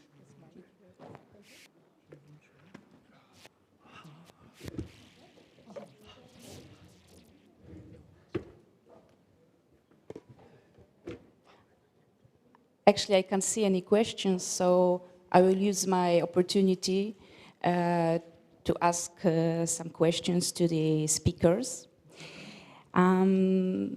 So I have first question to the first lecturer, to the Professor Hans van Goudever. Sorry for the... No, I think Dutch is a very difficult language. Yes, we know. It's like Polish, so we have many similarities. So can you please pronounce your surname properly? Yes, you will practice? Van Goudoever. Oh. I can't help it. It's my ancestors. Okay, Professor, I would like to ask you, what in your opinion is worth paying attention apart from body weight gain and the body length when you want to assess the results of using fortifiers? You mentioned neurodevelopment, but in your opinion, when and how evaluate it to get the best feedback, how they works and if they works? I can understand why you are a member of the National Polish Academy of Science. It's an excellent question. And the answer is not so difficult in a way. What we would like for us as team taking care of those infants and also as parents is that you will have a functional outcome of infants born preterm that is similar to those born at term. One of the so if you ask parents in the neonatal intensive care, first priority is of course survival. Then your second priority is that behavior and neurodevelopmental outcomes are as good as if they would have been born at term. And then we think it's important that body composition, metabolic syndrome, and all those factors are important too. But to be honest, parents say, well, basically, if the child is kind of healthy and going to a normal school with a normal behavior, then we are already very, very satisfied. So I think that first outcome, survival. Second outcome, neurodevelopmental outcome on the long term. And long term, well, the first time you can really measure some kind of neurodevelopmental outcome is at age 2. And then we use, of course, the Bailey scales of infant development. But really good assessment is possible at age 5 to 6. And the behavioral problems are even starting usually slightly later, so at age 7 to 8. So what we need are large, well-designed studies with, and that's very important, a very long follow-up. And basically what we do, we don't have the money, we don't have the resources to do this 8-year or 10-year follow-up. You lose a lot of children because they move around the country or outside the country. So it's difficult, it takes a long time, but at the end, those are far more important than looking at weight gain or head circumference or length gain for a month or so. So everyone here is really, and I look at myself as well because I made the same mistakes, you're mostly interested in this short-term outcome because it's fast, You get actually rewarded basically in a few months, but the need is for long-term follow-up questions. Thank you so much. Professor Kornacka. First of all, Monica, you know, Ola was the first speaker, if you know. And I have a question to Ola and also to Hans, okay, because it's too difficult for me. Ola, there is any difference, you know, between the beneficiary of donor milks, between the European, you know, the culture of European babies or mother or Polish? Yeah, there is a difference. And I keep the microphone, okay, because I have next question. Excuse me. I can try reply, but without support of my friends from other European countries, it will be very difficult because, in fact, when we collecting the stories from the parents of children that are recipients of donor human milk, we recognize how huge the diversity in European country, and there is the country that the donor human milk is only delivered to the preterm baby, but there is some country that the donor human milk is also for healthy baby, but when, for example, mother have some insufficiency of lactation. I think that the problem is the access of milk, the volume of milk available of the milk bank, but it is not not only the issue, because the problem is the funding.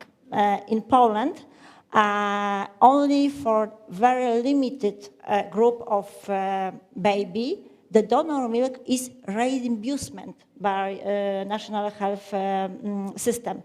To be honest, we have a rather rate breastfeeding. The breastfeeding is rather rate. We have, let's say, not plenty, but we have enough milk to share with not only the preterm baby in our milk bank, but because of the cost, we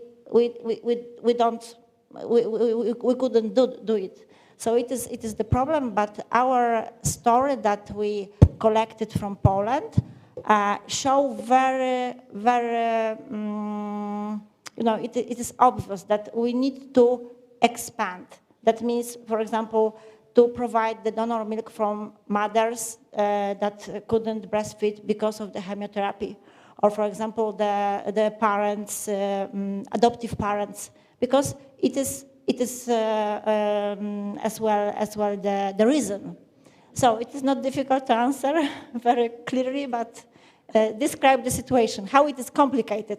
Could I add a comment? Yes, only? of course, please. Returning to the previous consideration, COVID pandemic have emphasized the differences in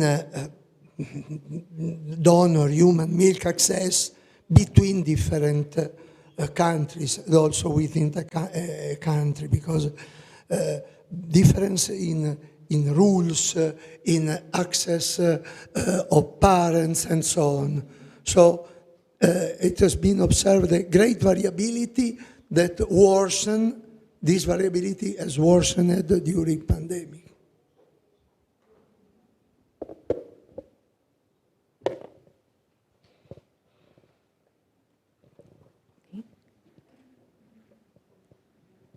Thank you. First of all, very excellent presentations. Thank you all. I have short questions for speakers. First, Hans, what is your opinion about fortifying infants with birth weight between 1,500 and 1,800? Do you have any data? We don't have, but what is your opinion? And for Enrico, you told that Mediterranean diet has the best potential for health benefits for the adults. Are you now convinced with your results also it has the best results for the infants? And for Professor Bernard Mahon, would you like to say something about protection of human milk for COVID-19? And for Professor Dorota, do you have any data about wars and or acute catastrophes and human milk composition? Thank you. Well, Sertaç, those are lots of questions for all of us, but I recalled the first one. So the need for fortification of human milk for infants between 1,500 and 1,800 grams. Yes, in a way we designed our nutritional requirement paper from the ESPAN on those infants up to a weight of 1,800 grams. And we have a gradual decrease in the amount of nutrients that they need. So less than 1,000 and between 1,000 and 1,800. And between 1,000 and 1,800 and thus also between 1.5 kilo and 1.8 kilo, we have set at the requirements at a higher level. So there are two ways to reach those. One way is to increase the volume of own mother's milk, so up to 200 or 220 mLs. That will reach and meet the requirements as well. Or if you're thinking we need to have a volume intake of only 150 or up to 180, then you need to fortify. Okay, I'm done. Enrico, now you. Help me. No, I don't know if I have understood, but returning to Mediterranean diet, we know that Mediterranean diet has benefits in adult age, and this is a well-known topic. About children, your question is about children, breastfed infants, and so on. Yes, indeed, I think I can do two considerations. First, we have only studies considering breast milk composition, human milk composition, effects, for instance, lipid, fatty acid composition in breast milk. It's difficult to say the clinical meaning of these effects. There is a biological plausibility of benefits of Mediterranean diet in breastfeeding mother, but we have not clinical study returning to the follow-up that are needed and so on. The worry, the concern is the fact that in some countries where was born Mediterranean diet, there is a reduction of Mediterranean diet. We need to follow up data about but what is important is the nutritional habits. So if the children lives in an environment of Mediterranean diet, in adult life, it is very easy that it will follow a Mediterranean diet with the well-known benefits. I look into my mind, but sorry, I don't know this date. Probably it will be change in environmental concentration of some elements, but I don't in this moment why. It's okay. Wow. So I was actually spoke a couple of weeks ago with Hans about this, and I think they have better data. Clearly, so for me, the big problem is, as a country, Ireland has done very well in immunizing population generally. So we have over 90% of the eligible vaccinated, which we're very pleased with. One population hasn't done so well, and that's pregnant women. And to a lesser extent, young women in general have been a more reluctant and hesitant population. So I suppose most of our attention has been trying to get that. Clearly, there is transfer of, it's plausible for transfer of IgG in the pregnant woman across, and so you would say that the vaccines that induce good IgG, like the mRNA vaccines, should transfer some of that across. I don't know what the evidence, I've seen some papers, but I haven't recalled them so well, about whether that has a functional influence in major terms, but it should do. In terms of IgA, in the milk, I think probably most of the vaccines are not great. They're not delivered by that route, so they're probably not great at inducing IgA in the mothers. But there will be some transfer of IgG in milk as well, and that should be beneficial. I can't see any, there's no scientifically plausible reason why it would be detrimental. From what I hear from conversation is that there is evidence there to say that it is beneficial, but I haven't got it to hand at the moment. But shall I add to it? We did the studies, so yes, the mRNA vaccines do elicit a good IgA response in breast milk. The vector vaccines, and I will show it tomorrow, do not, interesting enough. We also compared, and I will show that tomorrow as well, the IgA response on the mRNA vaccination versus a regular infection with SARS-CoV-2. And those responses, when you look at the area under the curve for the first month or so, those responses of IgA are similar. So that means that basically you get the same response.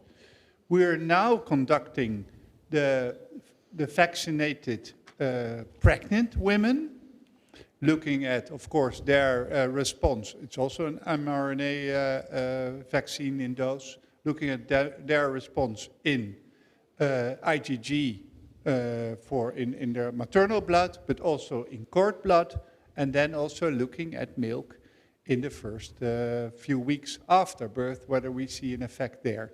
Those mothers will be are vaccinated in the beginning of the third trimester.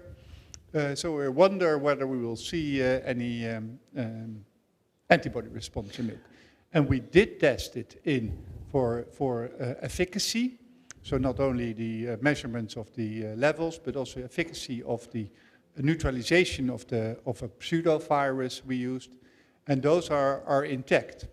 And that's important. Interesting, donor milk, so the pasteurization, heat pasteurization, does not affect the concentrations of your immunoglobulins, but does affect the neutralization capacity. So by just measuring the titers in your milk, it will look wonderful still, whatever you do, Holder pasteurization, flash pasteurization, whatever.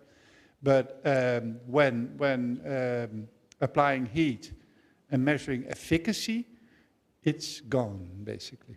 So you get great IgA with the mRNA vaccine? Yeah, but not with the vectors. That's, yeah. Okay, I can understand the vector, but that's really great news. Come tomorrow again, and then I show you the figures. Teasing us, he's teasing us. Do we have more questions from the audience?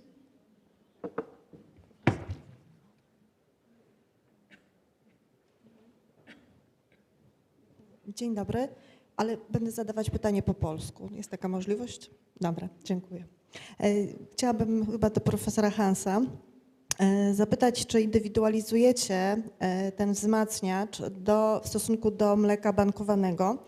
Czy też macie takie możliwości, być może tak postępujecie, jeżeli chodzi o mleko własnych matek, tak? Czy też je badacie w zależności od poziomu białek czy tłuszczy wzmacniacie, czy też idziecie jak właśnie tymi wytycznymi ogólnymi, niezależnie od składu mleka?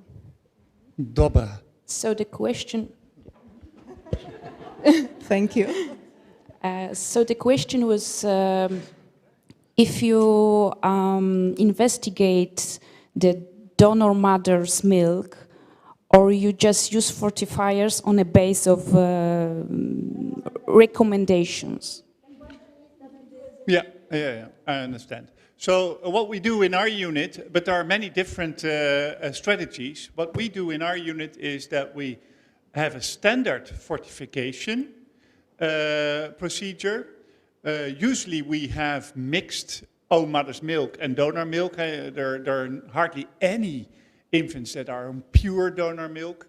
But then we add fortification there in a standard way, and then we look at weight gain rates predominantly, and then add additional protein or even more energy to the standard fortification. So we use this standardized approach to start off with, looking at weight gain rates, looking sometimes when they're stable, looking at urea levels, and then donor milk, you need to fortify more than own mother's milk because of the pasteurization process. Does that answer your question? Yes. Does the answer was translated? That's good. So, Professor, I heard that you have one more question. In fact, I have very similar, but also about the fortification of the donor milks, because we don't have in Poland such many experiences with the fortification of donor milks, because we usually use a short time. In fact, we use a much, donor, but during mostly 7 days, and then just switch off very, very quick, to the own mother milk. And there is any data, which can compare, the babies who are longer, treatment with, fed with donor milks, in meaning of the growing of those babies, and with own mother milk, because of course fortifier mother milk and donor milks. That's it's okay. No, it's a good observation, and actually the last paper that I showed that was just being published by this Chinese Fing Lu and Brenda Poindexter, that actually used the donor milk and then with an additional protein amount added to it, and there was no difference, much to my surprise, in growth. Only the first week length, and then you can argue how well is length being measured on the unit. So that was the only difference. So the data to support the additional fortification are really scarce. We really need those good studies. And I know that, for instance, Nina Modia was at another conference last week. She was questioning the need for fortification of own mother's milk or donor milk, and argued that going up with volumes up to 220, 240 mLs per kilo would also do the trick, which I think is true. But you have to think about you have to fortify anyway with calcium and phosphorus, and so you need some additional minerals and vitamins, in my view. So again, I come back to the remark from our chair for the discussion that really we need these long-term studies on the benefits of the fortification. Do you think that we should fortify donor milk Yeah. Earlier than own mother milk? Yes, I think if you look at the nutritional content of donor milk, it's less than of own mother's milk. So yes, for that reason one should say start fortification earlier than one would do for own mother's milk. That would make sense. Thank you so much. Okay. Any questions?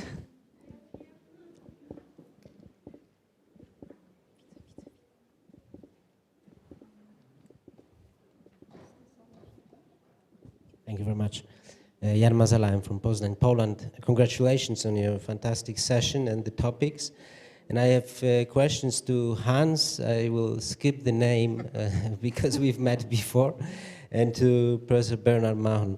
So I'm very glad that you've mentioned about human-based fortifiers and the comments you made on the ethics and the efficiency. And my question is, rather than thinking about fortification, shouldn't we also think about faunification of the donor's milk? There were some studies, very little, and I just wonder if faunification of the donor milk with certain bacteria strains would make sense. The other question to you is kind of a comment. You were very optimistic about maybe in the future solving the problem of the drop in the extrauterine growth restriction. But when you look carefully, then you see that the drop happens in the first really weeks of life. And isn't we kind of against the wall already with the enteral feeding?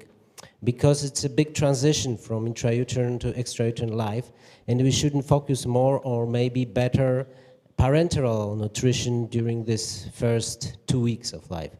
And the question to Professor Bernard, you did some work on HMOs, and we know that it's a strong bifidofactor and prebiotic.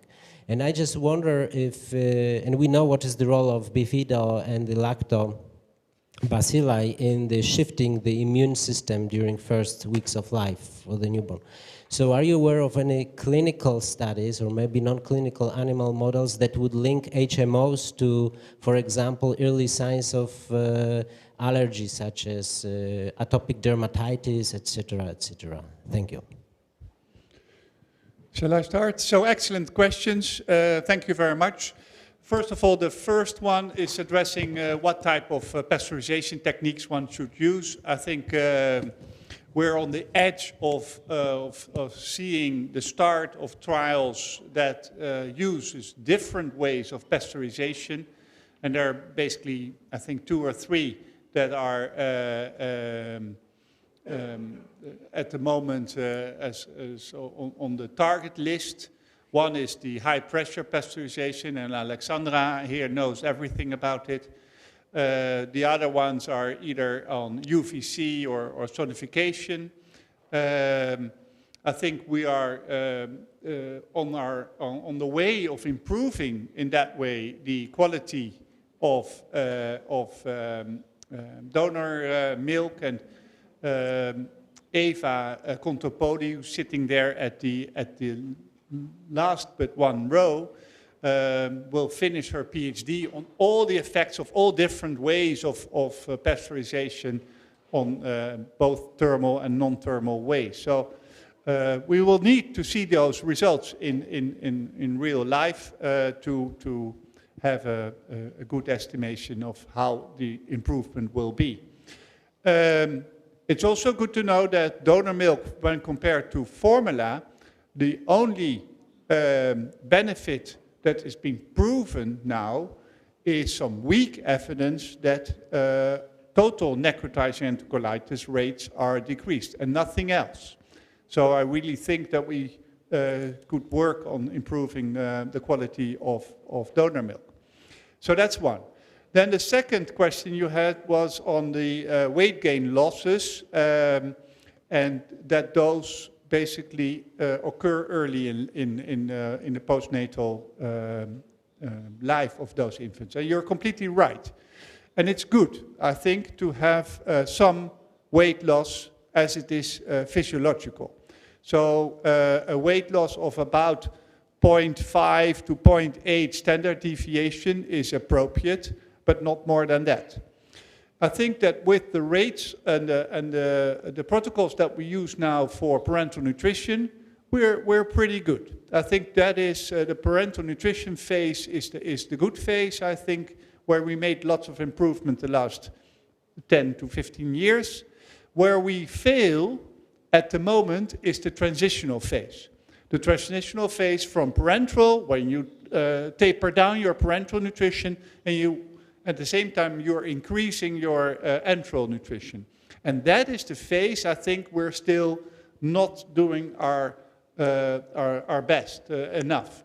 So I think we should be aware of, one, that enteral nutrition is, not all your enteral nutrition is reaching your systemic circulation. So it cannot just be summed up, so protein intake, parenteral and enteral, and that is the total amount. That's just not true. If you're looking at how much an intestine is used of the enteral nutrition at low amounts, it's sometimes up to 50% or even more for specific amino acids. So in this second week of life, I think there is much to gain for us by increasing our enteral intake or not tapering down too much our parental intake already when you say, well, we're now 70 mLs per kilo on enteral, so we can start tapering down or stopping even our parental nutrition. And there is where you see the largest losses next to the physiological drop in fluid shifts that you need to have, so to say. Does that answer your question? Yes, okay. Professor Mehon. So once I had the pleasure of working with, from the Karolinska Bjerksten, who was both the influence on the microbiome work and also on allergies. And he gave a very strong caveat that we need to be cautious about complex biology, ill-thought or difficult models to work with, and diseases that have both genetic and environmental. So we do need to be careful. And I'm sort of, Enrico said something as well about there's plausibility, but the evidence is quite slim. Now, there are lots of papers in animal models, but whenever I write an animal model for a grant agency, they say, yeah, but it's not really any relevance to humans. And I take a lot of that on board. There is some nice studies on using ovalbumin T-cell receptor transgenic mice, where it's a very it's a very tight system and a very simple set of readouts, and that exists. But I would take most of that work as just pointing to plausibility rather than actually definitively showing us. The problem is we have a microbiome that is variable and complex. We have an HMO system that's pleiotropic and different. And we have a disease readout that is very conditional on life experience as well, not just the genetics and the... So, I am sure that there is an influence of HMO. I'm sure there's an influence of some of the fatty acid profiles. I'm convinced that some of the cell work, particularly from animals, is showing that there is an influence there.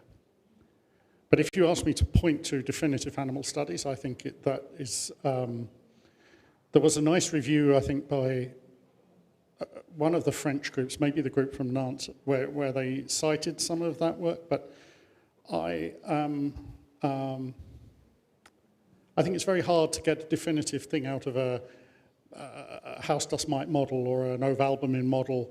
You can get particular information about cells, but when you have three overlapping complexities, to get a definitive answer, I think you'd be unwise as a scientist to put too much. I think the preponderance and the data is pointing us in that direction. Yeah, no, I agree. I would like to add an observation, seizing the opportunity to have Hans here. Returning to the problem of the so-called extrauterine growth restriction. First, I completely agree with you. The results of different nutritional strategies have to be evaluated in the long term. Otherwise, it's impossible to give to have a reliable answer. But also, the idea that the scientific community now needs to speak a common language also related to the extrauterine growth restriction. So we have not at present a common definition to compare the different studies. Many studies define extrauterine growth restriction, birth weight at term in a cross-sectional evaluation. We all agree now that the only correct definition is a longitudinal definition. But which I remember we discussed in Expo in Milan about this. What could be useful to compare the different studies is to have a common definition first. Second, maybe to use the same growth charts. Now, maybe are not the best, but we have the intergrowth charts for preterm infants, international, the Italian International Standard of Growth. So, to have a common definition of extrauterine growth restriction. A longitudinal maybe should be the correct way. Maybe difference in standard deviation score, I don't know, but there is a mess of definitions that produce the difficulties in evaluating and compare different studies.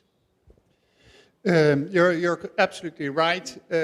I recall writing with Frank Bloomberg and a couple of others an article in Pediatric Research on comparing apples and oranges, was the title, on growth in preterm infants. So that's exactly addressing this issue. So how to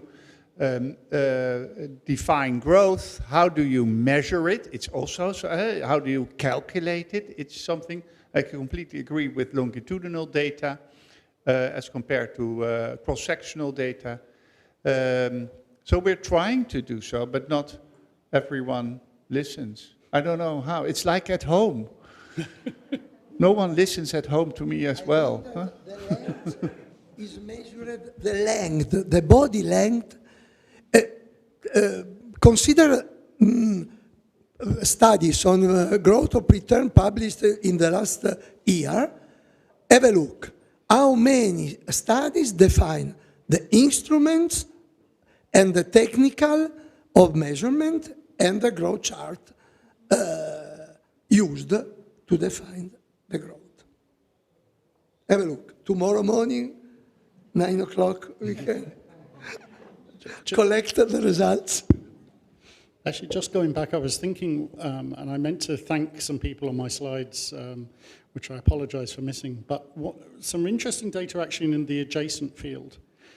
And it's coming out of a guy called Andrew Hogan, who has a cohort, a longitudinal cohort of the obese and the severely obese. And it's really clear there.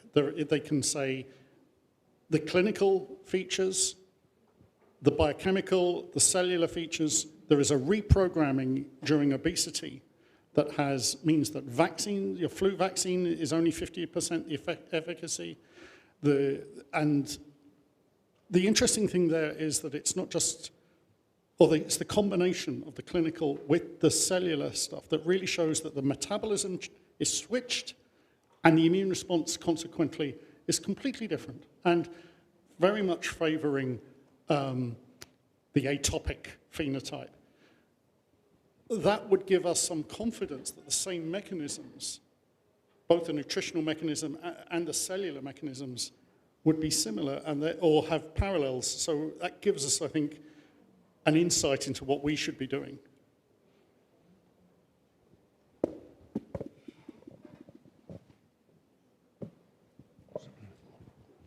Thank you for the discussion, very interesting discussion. I would just like to comment on the objective of what we should obtain in terms of growth for these babies, tiny babies. And I think that's a very crucial issue, because that's, if you don't have the clear objective, you cannot do good nutrition. And I think, to my knowledge, we have some important points now which are defined. First, just follow the Fenton curve, for example, and you will see that the baby is growing 18 grams per kilo per day to 32 weeks, and then a bit less, just follow that. Be sure that your baby doesn't lose more than 7 to 10% at the initial phase. Then the growth, as we said previously, and then some data show that we should not lose more than 0.6 to 0.8 standard deviation. That's another parameter. So I agree with you that there is no clear definition of growth restriction, but with these 3 simple parameters, we are able to be able to consider what is a good growth, percentile growth, and as good one, even if I agree that we don't have the strict definition, and this definition will be obtained only with long-term follow-up, as Hans said very well, and we need really that to have the clear objective. But at least we can say that having a head growth, for example, which is at least the same standard deviation that at birth, is a good objective, and we see now in our units, and even in most tiny babies, that we have a head circumference which is higher than what we have in terms of Z-score, than what we had at birth, even in very tiny babies. And that's very important. And for the length, I fully agree with the thing that you said, but there is now some instruments to measure precisely. It's not commercialized everywhere, but in the US, there is a company, Hellard, it's called, I think, which is commercializing, selling the material. You can buy it quite simply. But I fully agree with you, it's quite strange that we are doing ethology for years and years, and you still have people measuring lengths with something which is subtle ribbon. It's completely crazy, and then you cannot draw a conclusion from this data. But I think now we start to have some nice growth curves, some nice definitions of the growth restriction. And if I can end by a question to Hans, it's about the fortification, because this is linked to the previous comments. At what time are you stopping the fortification in your unit? Because there is a discussion around going on with the fortification after discharge. But my question is more, why stop at 1.8 kilo? Because in our unit, in our experience, sometimes baby at 1.8 kilo are not in a good direction for growth and really need some more protein. And so my concern, my proposal will be, we try to individualize the care in neonatology for a long time, and 15 years ago we have been starting to individualize all the care. Why don't we individualize nutritional care? And that's the way to do it. Is 1.8 is not growing well enough? I'm going on with and monitoring urea, and I'm able to do that. Jean-Charles, you're completely right. So individualization is the term that we use. But it's good to have protocols and then start to adhere to the protocols and then adjust based on the individual needs. So if you have a baby of 2 kilograms that is still growing poorly for whatever reason, and you see that with fortification the growth is still acceptable or improving, it makes much sense to continue fortification. And even the studies from Denmark have shown that even fortification at home is possible for infants that are breastfed, where you mix the fortifier with the, let's say, the morning milk, and then seeing good results with regard to growth. So yes, I completely agree. Individualization is the way to go, but start off with having good protocols and try to prevent malnutrition during the neonatal state. And I think we completely agree. Okay. Ladies and gentlemen, if you want to adhere to the program, I think we have to stop now and move the discussion into the conference hall. And thank you very much for this very interesting discussion and very exciting lectures.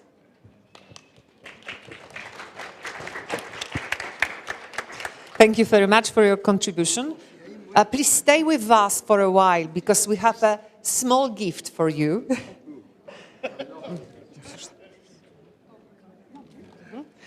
Okay, so thank you very much for your contribution, your attention and discussion also. The conference will be continue with the afternoon program outside on the conference hall. So see you on 5 to 4 in the second session. Thank you very much.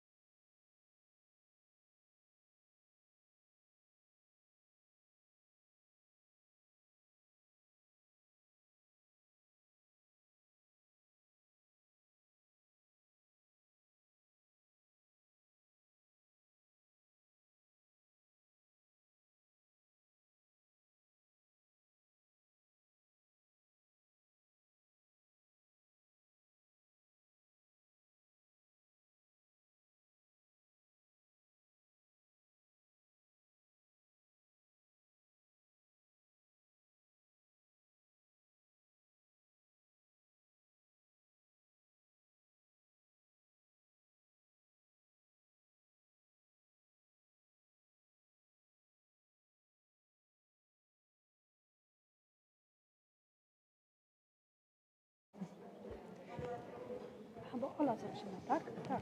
Ona prowadzi, nie? Aha, no to dobrze, super. To jest przedłużenie czasu. Okay, before we start, I have two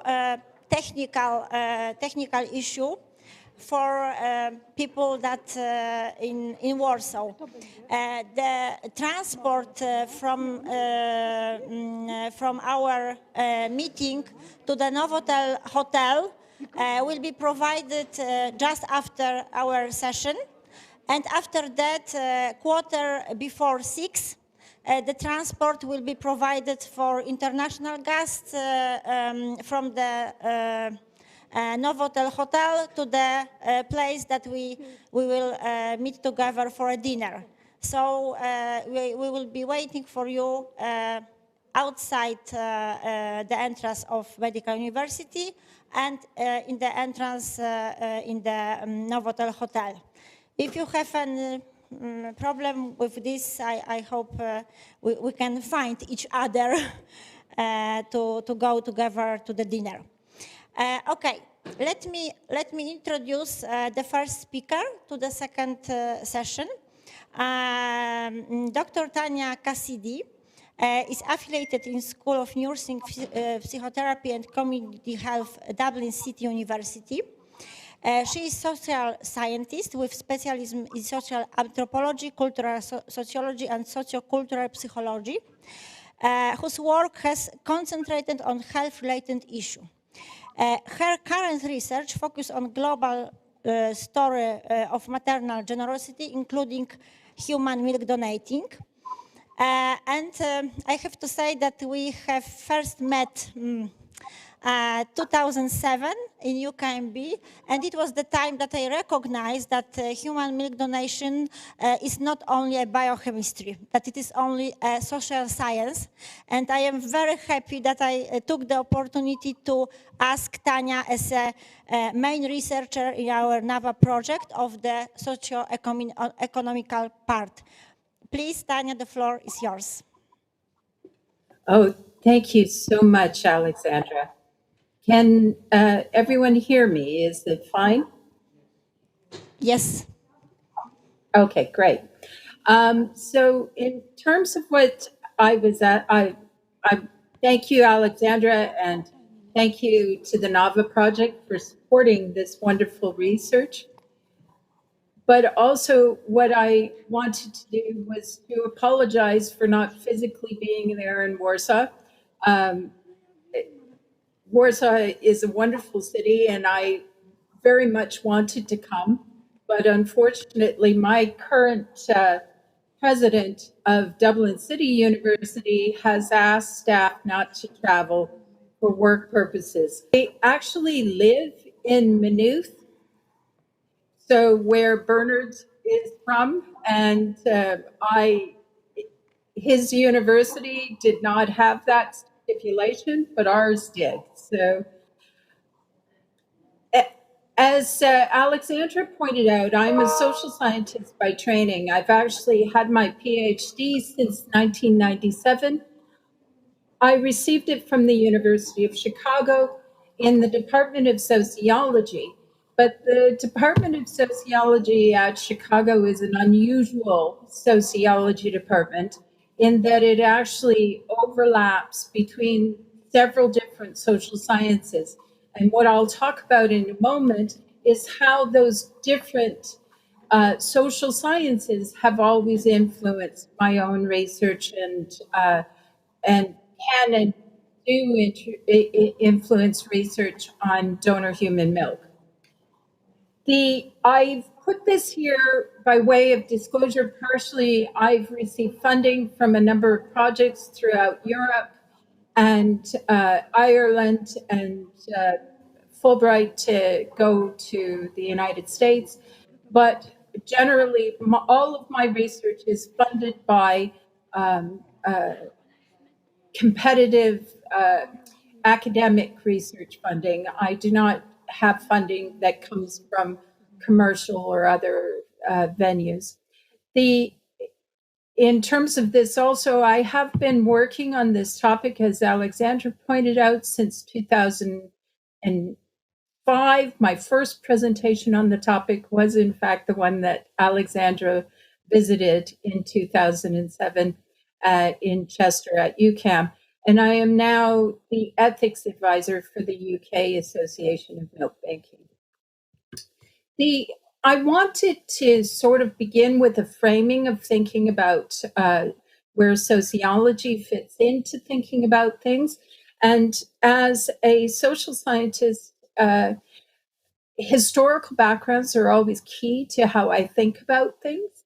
And so I wanted to go back to what Albion Small called the beginnings of sociology. And it's been long recognized that those beginnings actually are linked to the work of Auguste Comte from France and his writings from the 1730s, the late 1730s, on what he called a philosophy of science or a positive science.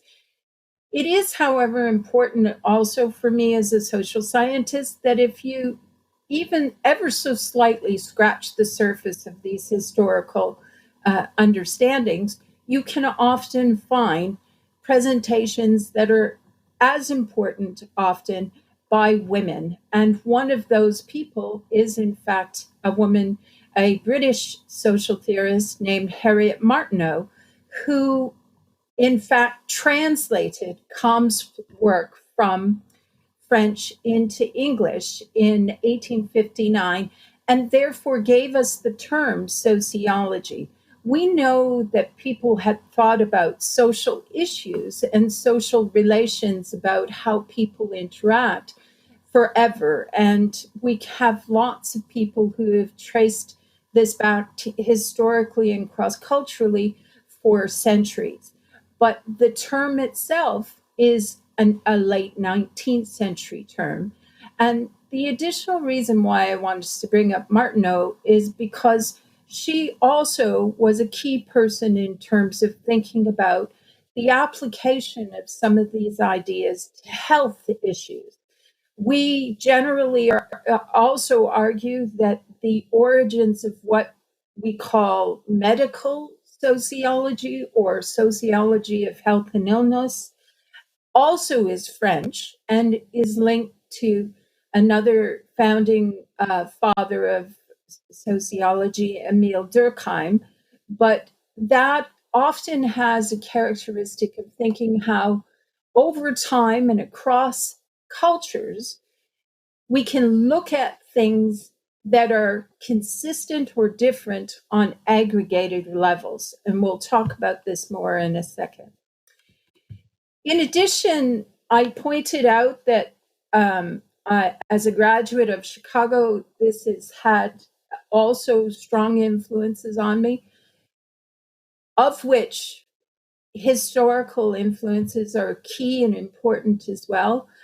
The first department of sociology, although arguably there were modules or courses in sociology taught in a variety of places around the world, but it is argued that it began at the University of Chicago, and that the first textbook in sociology was published by Albion Small in the 1890s. So not long after Comte had defined the term, we have this department opening in the 1890s in Chicago, and then the first textbook which helped to frame these things. Albion Small's background was in history, and he argued from the very beginning that we should look at this in terms of cross-cultural as well as historically variant variations, and that in essence, sociology should be thought of as the study of social relations. At that time, the differentiation between sociology, anthropology, and psychology were developing, but it was still a much more of an overlap. Again, I wanted to put another picture of a female important theorist at the time, And that's Annie Mary McLean, who in fact was one of the first PhDs in sociology from Canada. She was originally from Canada and went to Chicago to do her PhD, which she received in 1900. But she was also a key person who she did her master's there as well and looked at issues about women in work. She worked as an ethnographer in the sense that she was working in terms of observation, but she also did a variety of other methods and thinking about things. Again, she is another person who's also very important in the narrative about medical sociology from a historical perspective and influences how we think about these things. The medical sociology can be thought of as a sub-discipline of sociology in many ways. And many people have often argued that this is one of the problems in sociology, is that we actually have so many separate specializations that you then have fragmentation occurring. But today, I'm just going to concentrate on this one particular area that I personally have spent much of my career working in. And I wanted to point to one additional division, which might be relevant in terms of some of the discussions that we have here today, which is linked to what Robert Strauss argued in the 1950s when medical sociology became sociology of health and illness more, and that we had increasing exponential social scientists working in this area. He argued that there was a division at that time between what he called the sociology of medicine versus the sociology in medicine, and that the notion of studying medicine from outside as a social scientist is one perspective versus studying medicine from inside, which many people have called instead components of what grew into social medicine or even public health characteristics that have these interdisciplinary collaborations. The importance of interdisciplinary collaborations are key to all of these discussions.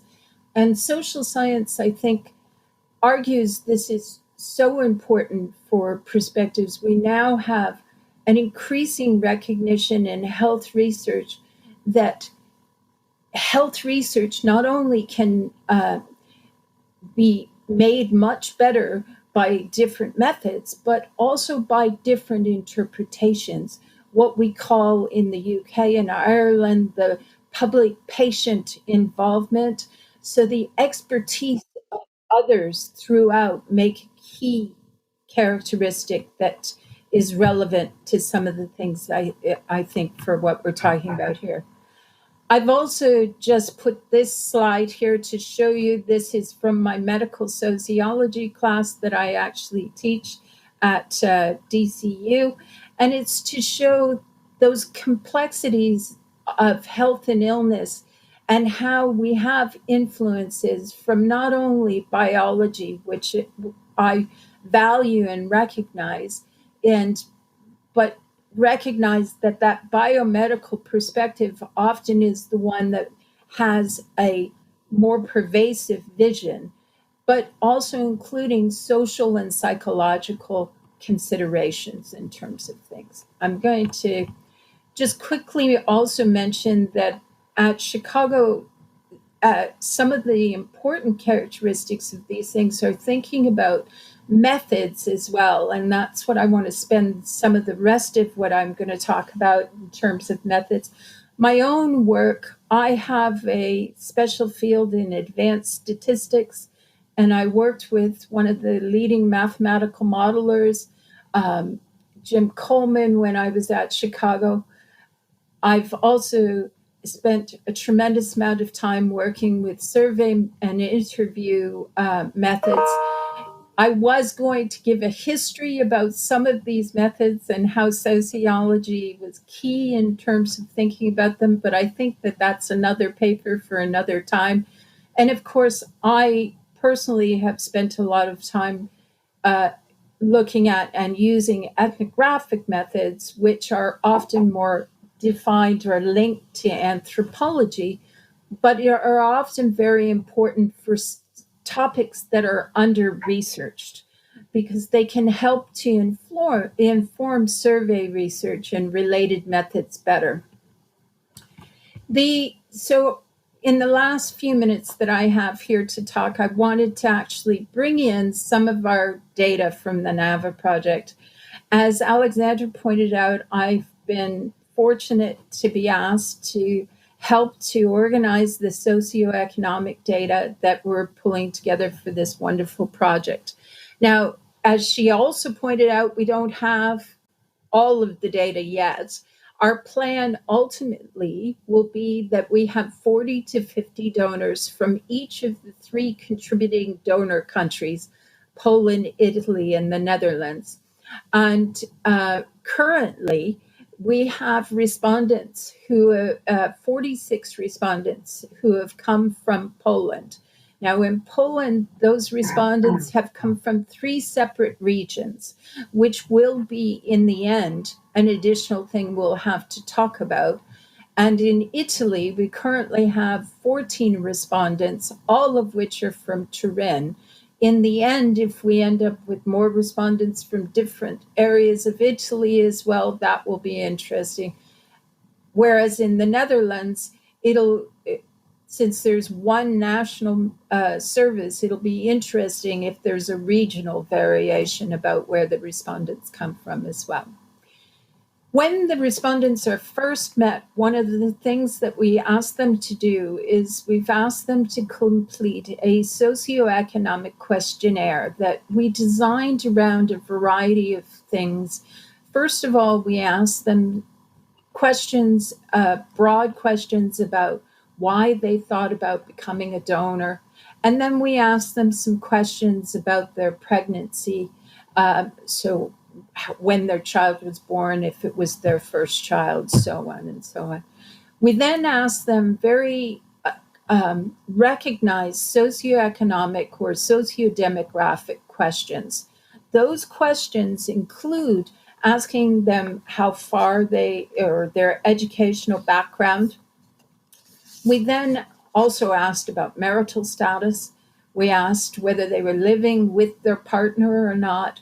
We asked about their age. We asked their religion, their ethnicity, and their employment. We also asked about parental leave. We have 3 questions on parental leave, which are in the end going to be very interesting because of the comparative cultural differences about parental leave. In the Netherlands, it's a recognized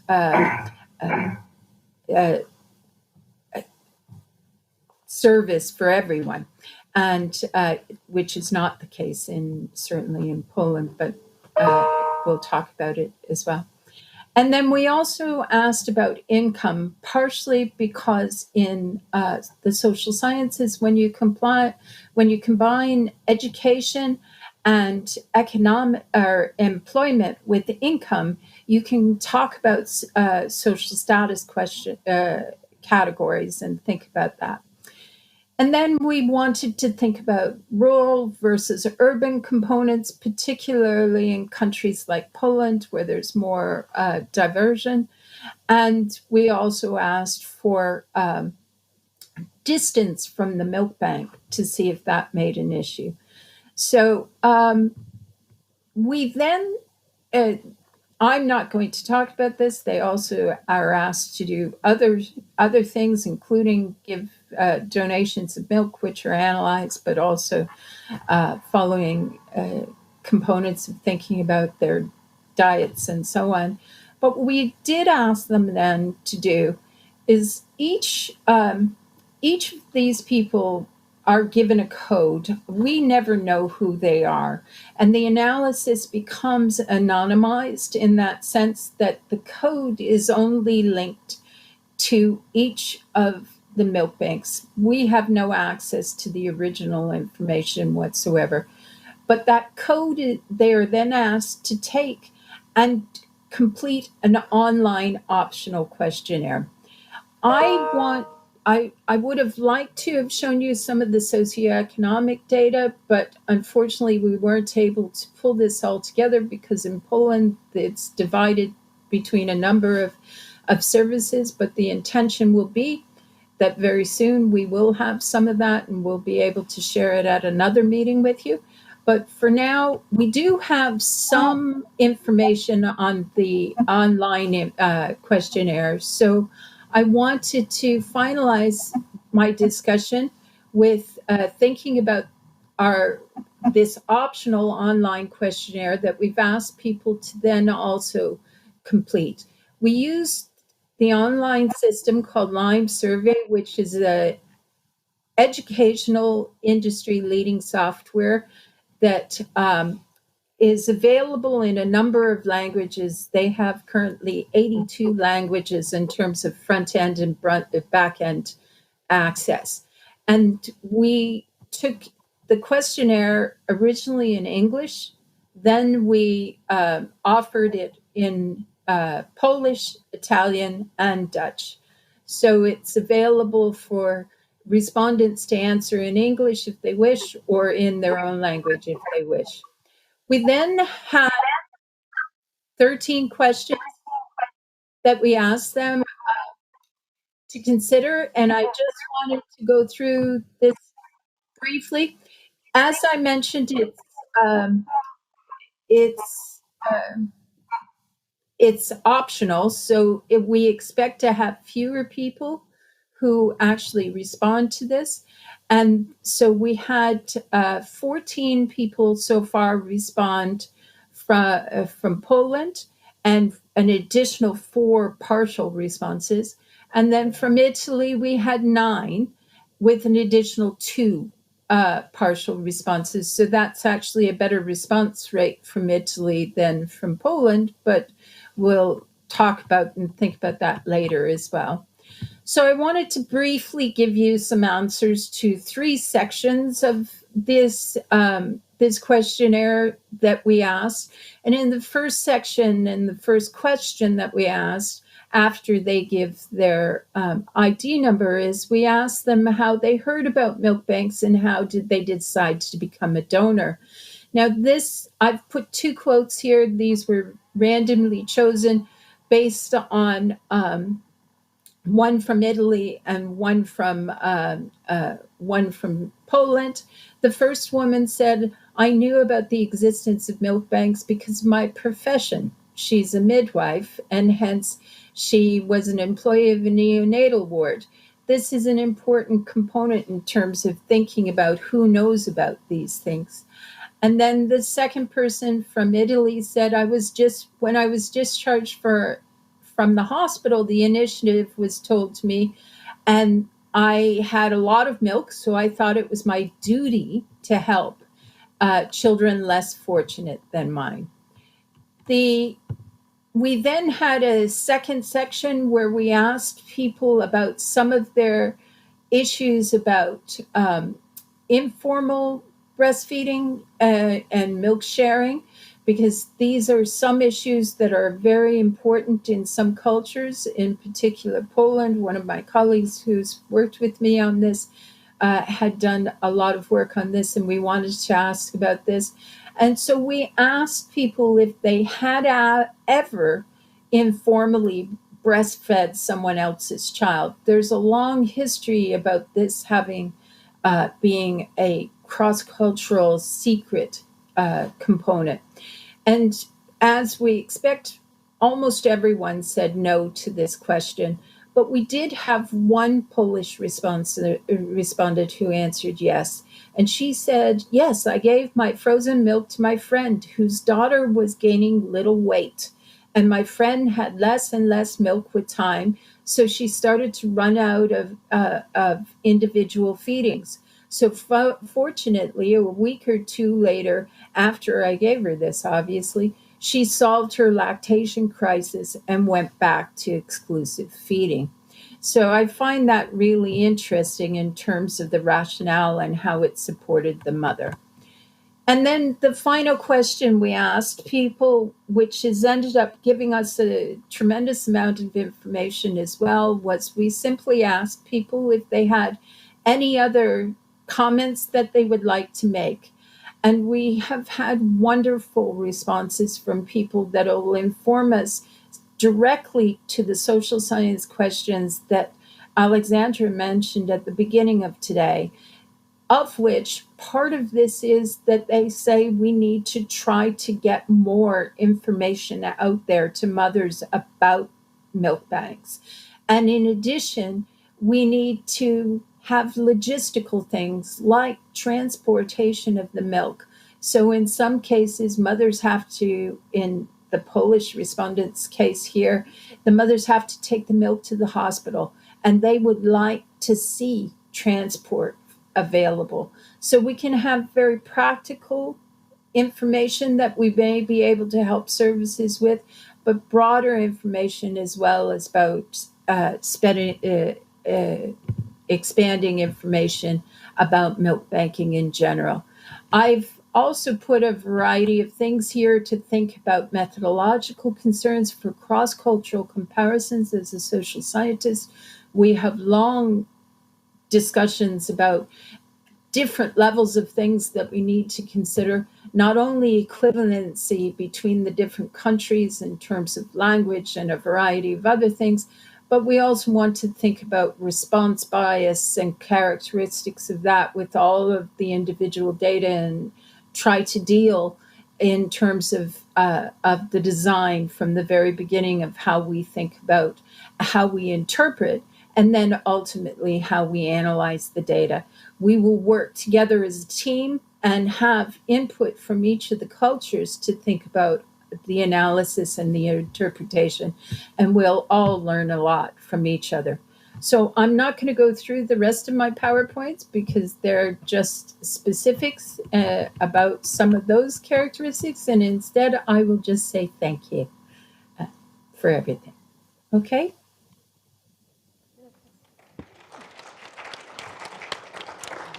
Thank you so much for your talk.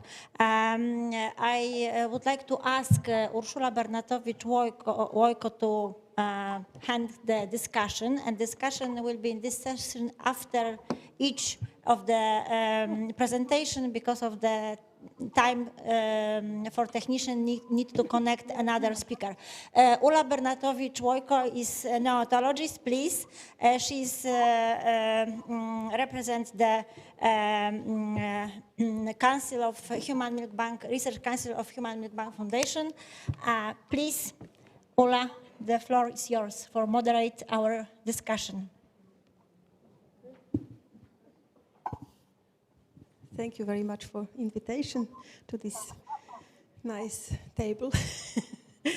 Thank you very much, all participants and our lecturers. Hello, Tanya, have you heard us?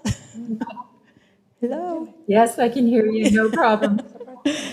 Yes, and invite our audience to ask the questions. Maybe anybody of you? Oh, yes, I see. One. Okay, so I will provide the microphone.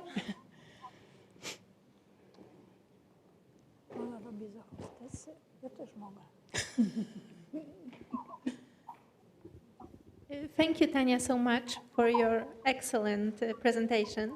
And it is wonderful to look at this issue from the sociological perspective.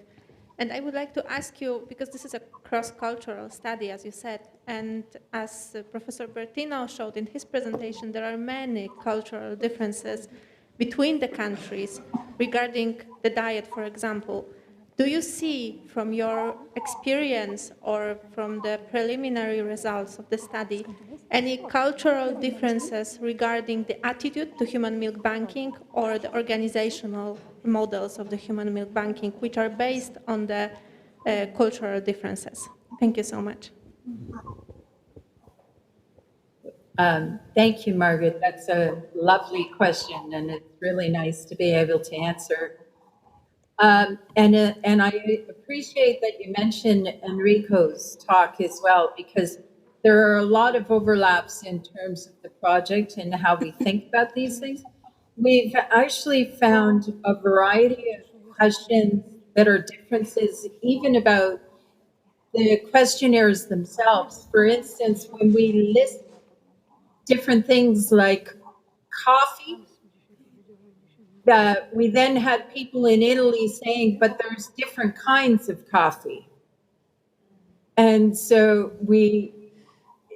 those questionnaires were defined in Poland, but in terms of how we think about it, it's very important that we analyze how people approach these things from different cultures. But we also want to recognize that part of this, that we're not trying in any way to have mothers feel that they have to make certain choices versus others. And that's a key issue about these things. Donors are not told to have a specific diet or not. And there are real issues in breastfeeding. If we start to say to mothers, oh, you have to eat certain things to breastfeed, we're going to discourage mothers from wanting to breastfeed. And if we discourage mothers from breastfeeding, then we won't have donors. In terms of differences cross-culturally in the project, there are differences about the services themselves. And I think this was alluded to earlier, that we're seeing variation between services be heightened by COVID. But it is something that the NAVA project is recognizing. Differences in terms of practice will be part of what we'll have to analyze when we think about this. But it's so important that you have cross-cultural studies to learn from each other. Thank you so much. Thank you very much. Anybody else? No? Tanya, thank you very much again for your fantastic lecture. The sociological aspects of Human Milk Bank are very, very interesting for us all, and we don't know enough on this subject. I have my reflection, my question to you. In our milk bank, we have, in my opinion, a little problem. We have more and more women who would like to be donors, not only because they have the supply of their own milk. Sometimes they have enough milk for their own children, but they feel the mission to give their milk for others, for other children. Sometimes in the future it makes a problem for their own children because they go to supplying their milk, and me as a doctor, I have a lactation problem with such mommy.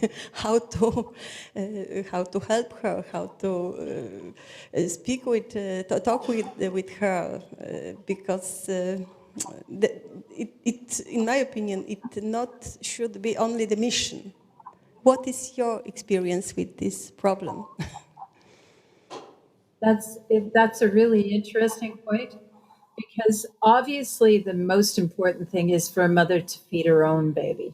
And we always need to make sure that babies are not being hurt in any way by mothers donating.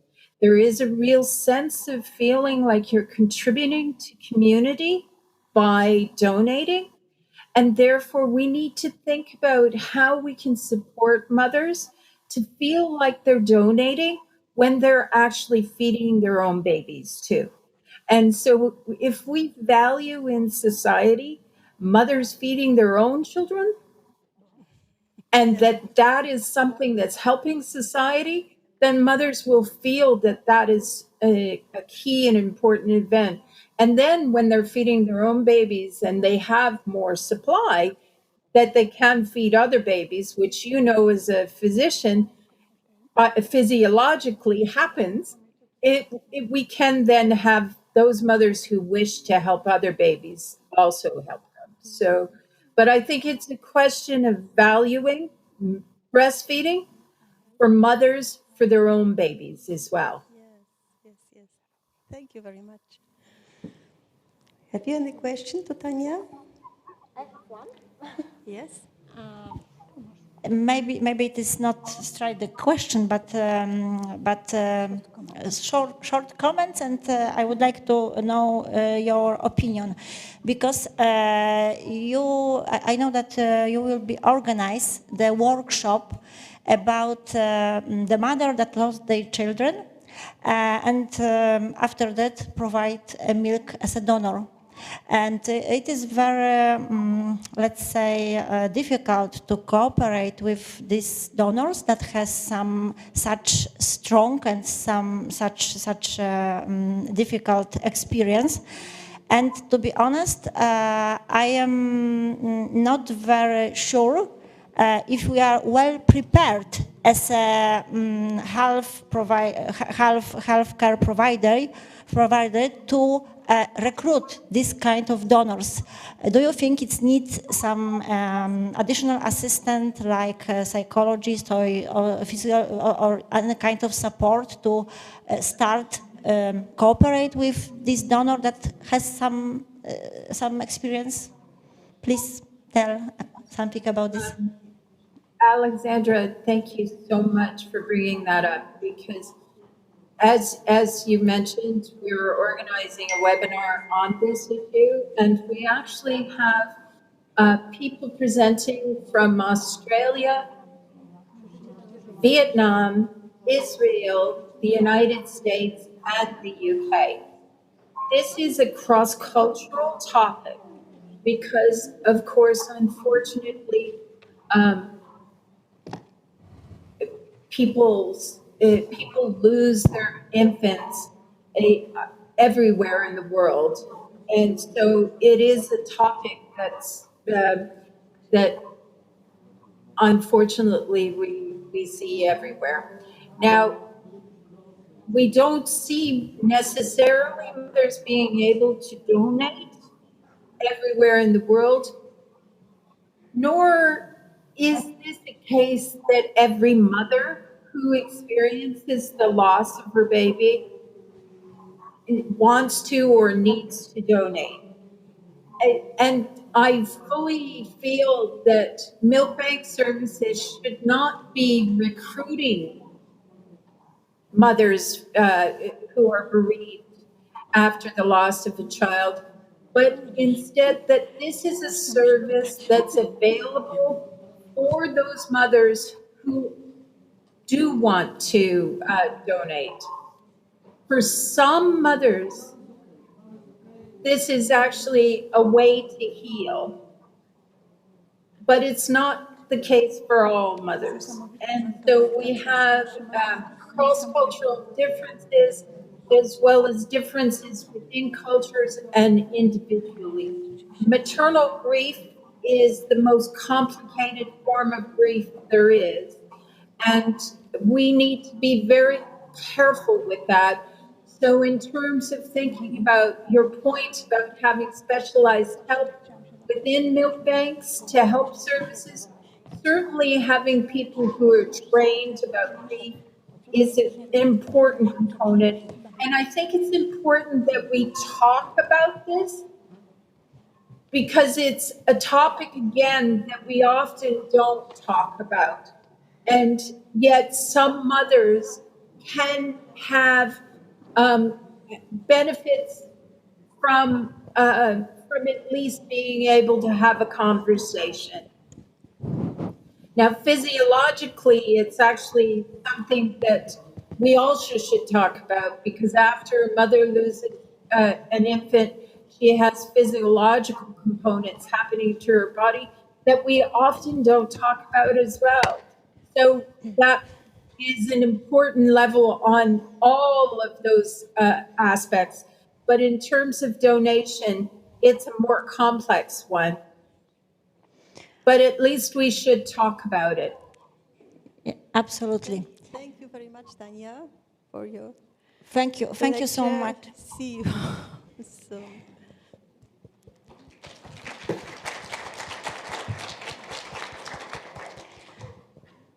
I have a great privilege to introduce another speaker, Professor Guido Moro. Professor Guido Moro, for many years, was professor of neonatology at Postgraduate School of Pediatrics, University of Milan. His main field of research is infant nutrition, with particular emphasis on low birth weight infant feeding, human milk, and human milk banks. He also founded Human Milk Bank in Milan, and he was also first president of EMBA. And at that time, he was coming to Poland to give a lecture for Polish neonatologists.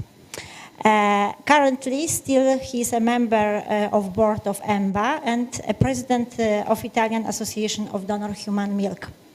Today, Professor Guido Moro will be speaking about human milk banking as a paving the way of next generation health. But if I can, I would like to paraphrase the title of his speech, and I would like to say that personally, Professor Moro paving the way for Polish milk banking reactivation. Thank you, Professor. Floor is yours.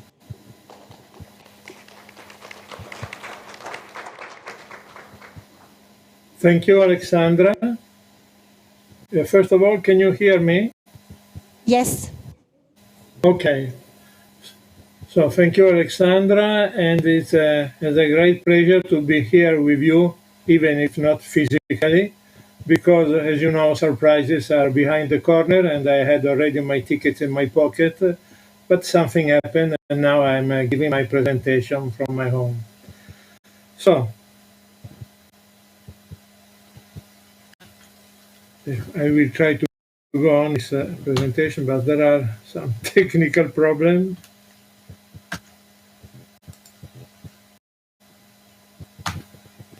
Okay, so here you can see this painting. It's a famous painting from an Italian painter, Mattia Preti, and the name of the picture is The Wet Nurse. And it is important because if a breast was needed and the mother's own milk was not available, then breast milk from another mother had been the answer since the beginning of the human race.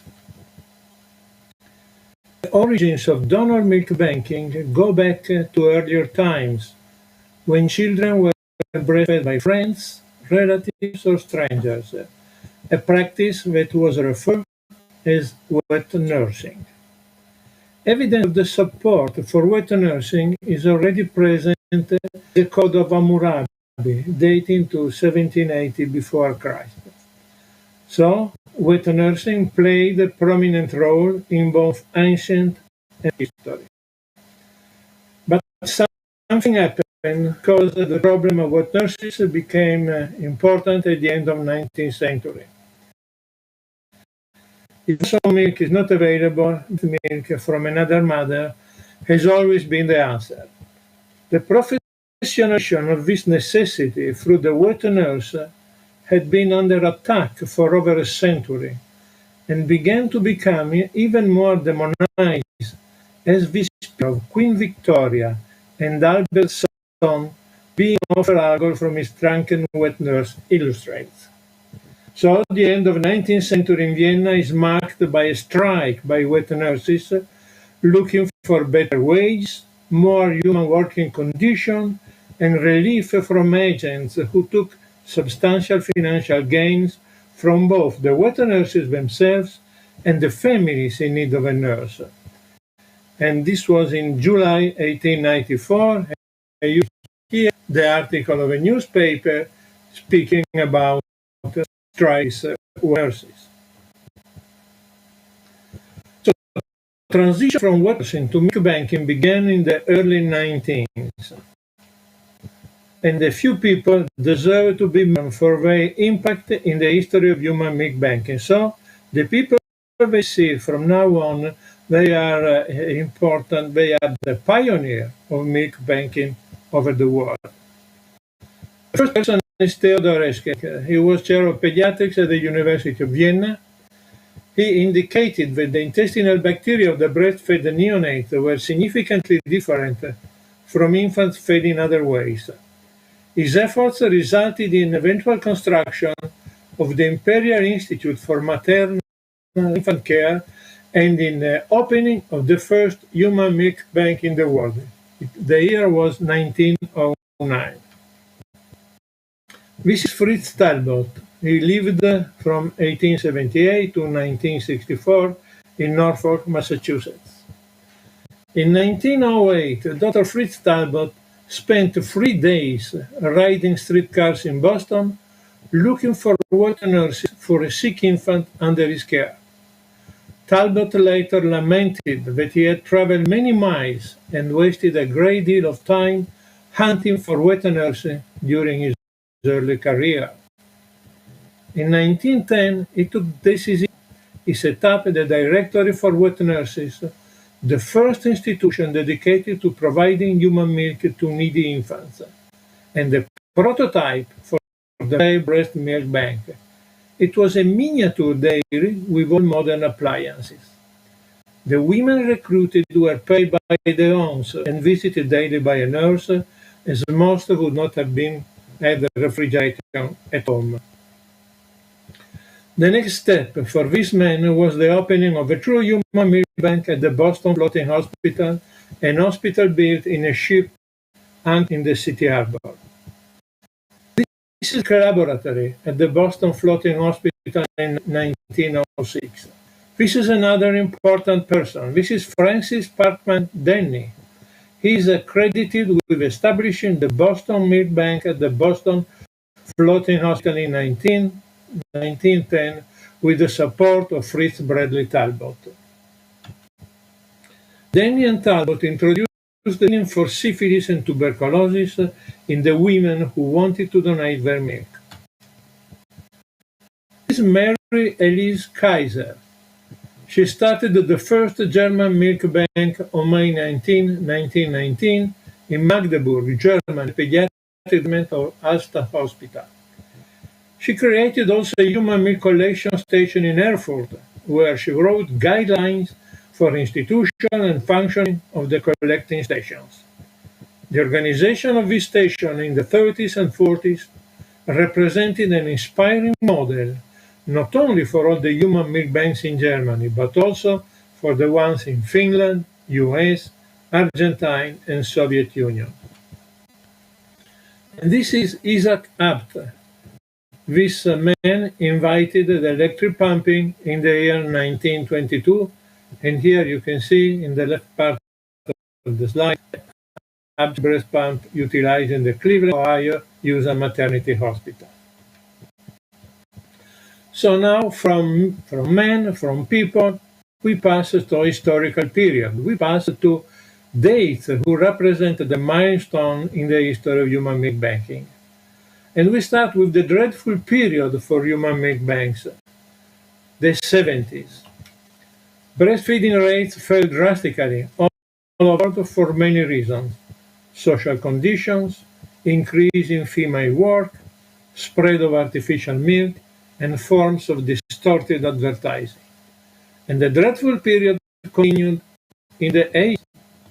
Why? Because in this period, in the 80s, a new infectious disease arrived, HIV.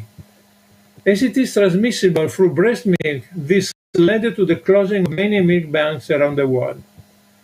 Once transmission via human milk was recognized as a health hazard, serological testing of the donors became necessary.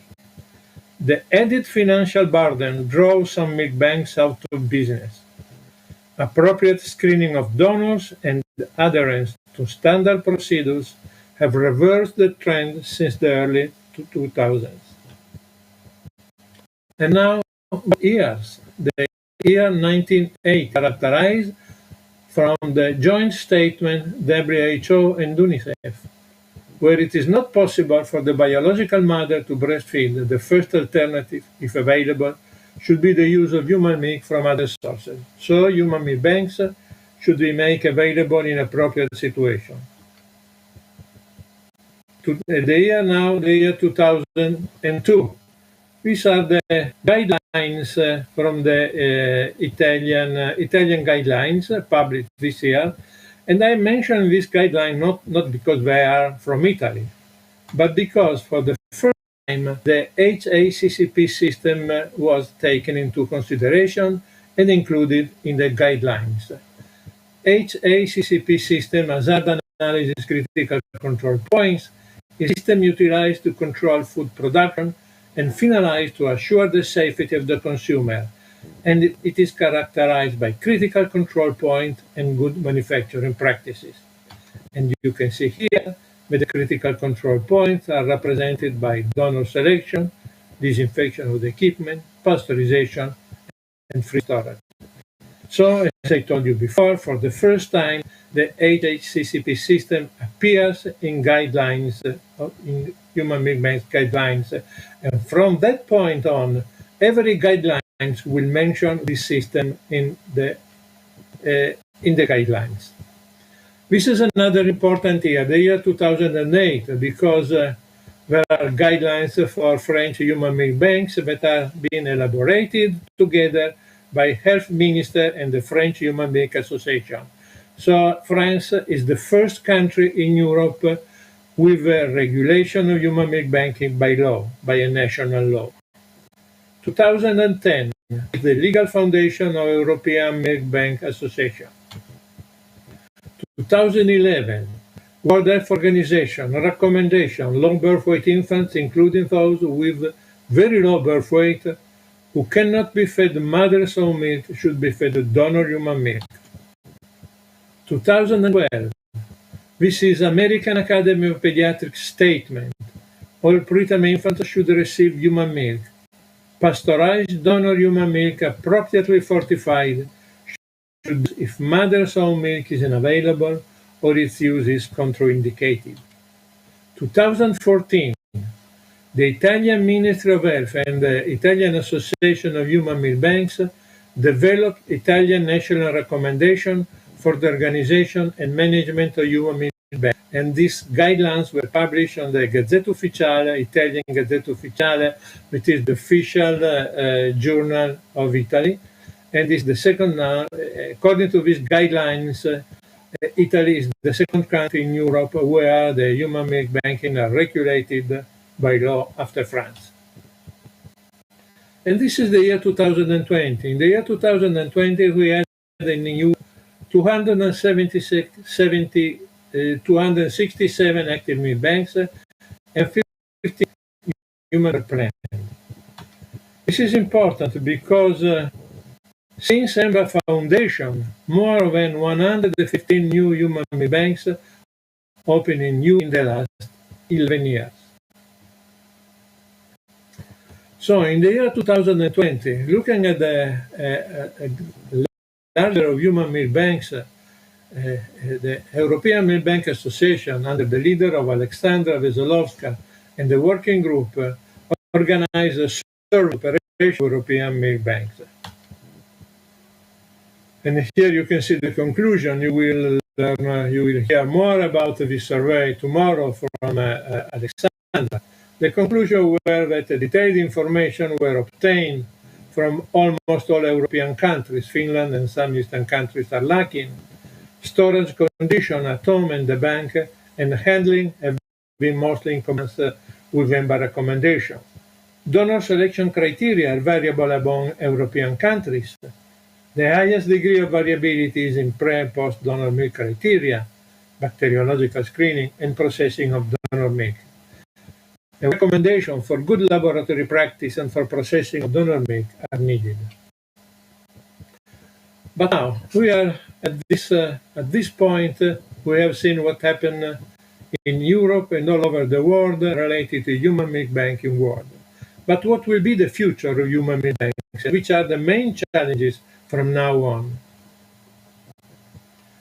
So I have selected 3 that, according to my opinion, will be the main challenges for the future. Human milk banks in the Islamic world, donor human milk in emergency disasters, and the ocean of human milk banks. We can start from the first point, human milk banks in the Islamic world. Human milk banking in Muslim population has always been a big problem. Despite the health benefits, milk banks haven't had a great popularity in the Muslim world. In 1995, the legal arm of the Organization of Islamic Cooperation, an international association comprising 57 member states, that describe themselves as the collective voice of the Muslim world, issued a ruling forbidding milk banks. These scholars argued against milk banks to protect the lineage of children so that they would not one day accidentally marry milk siblings. Islamic ethicists, in addition to family relations, blood or marriage, also consider kinship that is created through breastfeeding. So, in Islamic countries, the Islamic tenet called kinship represents an hard obstacle. But Iran and other countries show a way forward. So the first human milk bank opened in Iran on July 15, 2016.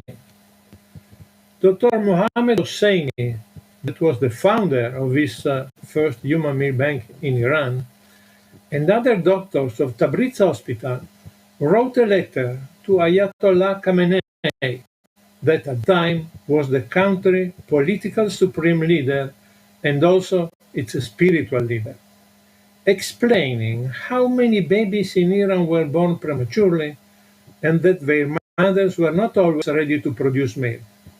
Around in the world, there were breast milk banks that collected and pasteurized donor milk to give to premature babies, saving their lives. Khamenei issued a religious edict or a fatwa, allowing the practice. He answered that, as the infant is not fed directly from the breast, milk kinship is not formed, so donating milk and feeding an infant by donating milk is prohibited at all. You can see the first 10 breast milk banks that were created in Iran, and today, Iran is the only country in the Muslim world with a network of milk banks. So, as you can see here, the title of this article, in Muslim countries, there is a push for more breast milk. The second aspect that I am taking into consideration is donor human milk in emergencies and disasters. So we have to think to the effects of COVID-19 pandemic on human milk banks. This pandemic has exerted a high negative impact on human milk donation activity of human milk banks. I will show you some examples of what happened in the world. In China, most human milk banks stopped donation during pandemic. The need and use of donated human milk decreased a lot, and donor screening became very strict. Canada, slight decrease in donors, but they were able to offset this with the help of campaigns via social media. US, supply of raw milk decreased. Donors chose not to leave their homes and were reluctant to go into facilities to be lab tested. The use of donor human milk has been prioritized to the most vulnerable infants. India, donor human milk supplies were efficient. Human milk banks completely stopped collecting milk, and donor human milk was rationed for very small and sick babies.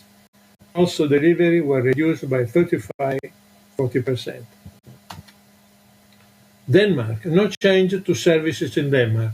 In this country, breastfeeding rate is very high. The same was true for Norway. Also in Norway, there was no change to donor human milk services, and you have to think that most of donor human milk continue to deliver raw human milk without pasteurization.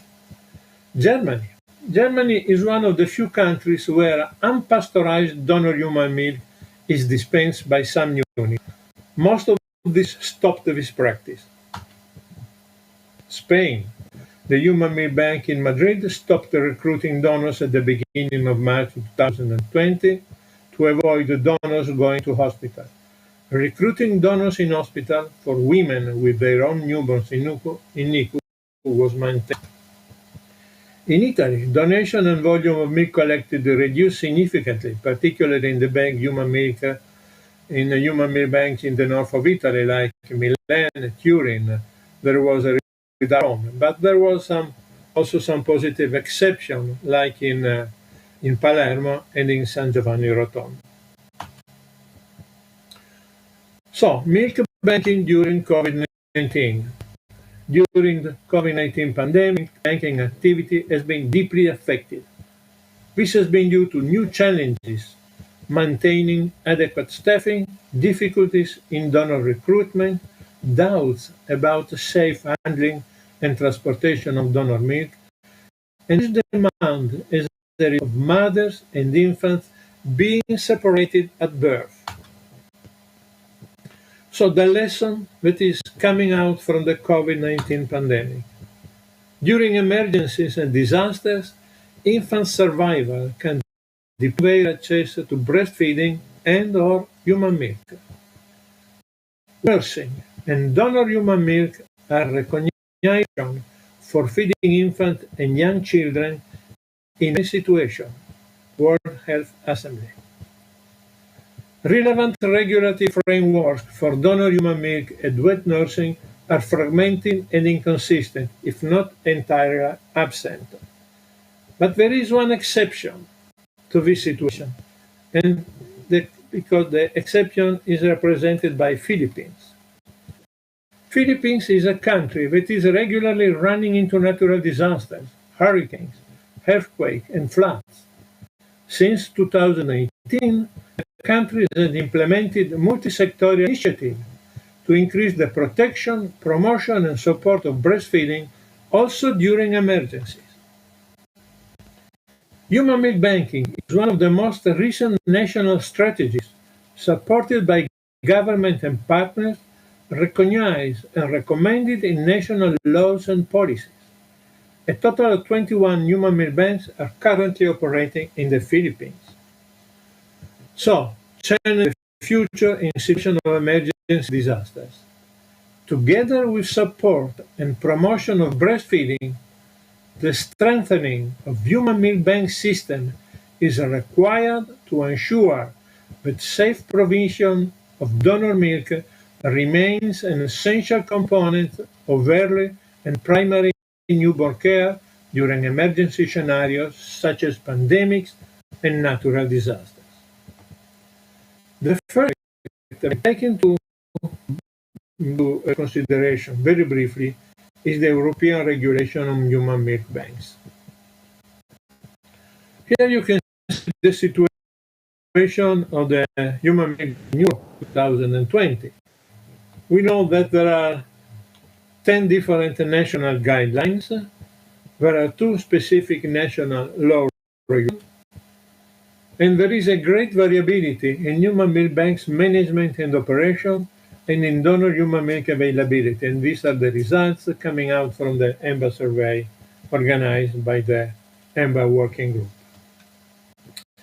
So what is coming out? Very evident of regulation for donor human milk and human milk banks.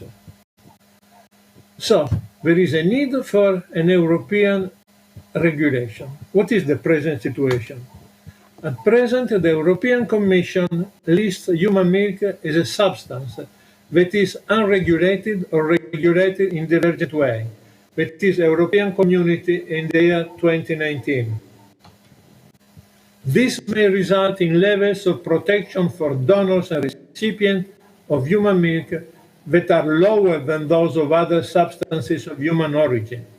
European Commission 2019.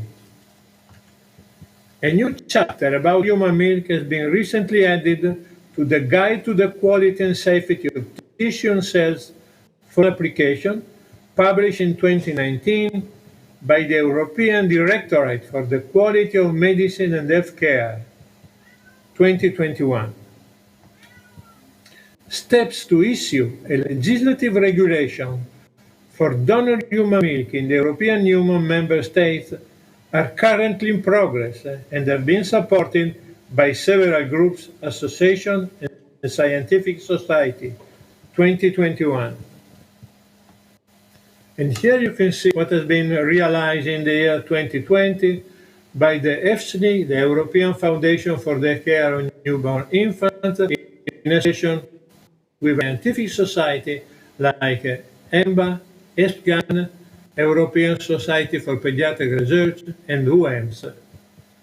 In the year 2020, there has been an organization of 2 digital expert roundtable discussions on the issue of donor human milk and milk banking in May and June.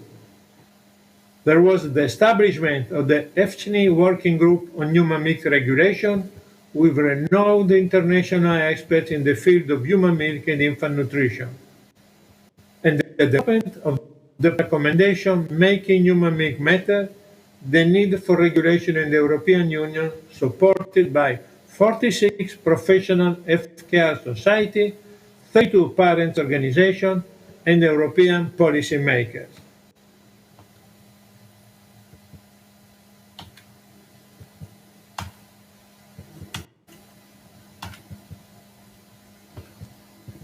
So, I'm trying to go on, but okay. I can consider that this is the last slide of my presentation. So, as you can see, the challenges for the future are many and very difficult to be solved. But many things are already under action, and new things will happen very soon. With hopefully a new future, a new positive, bright future for the world of human milk banking in Europe. Thank you for your attention.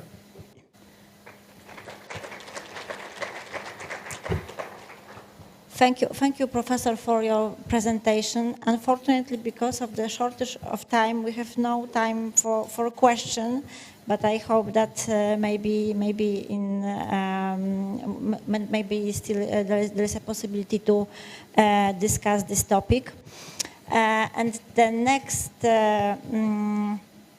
next speaker will be Diane Spatz from Children's Hospital in Philadelphia. She needs no introduction in lactation world because she is internationally recognized expert on breastfeeding and human lactation. She developed her 10 steps model for human milk and breastfeeding for vulnerable infants. Also, she is the member of task force on research specific to pregnant women and lactating women.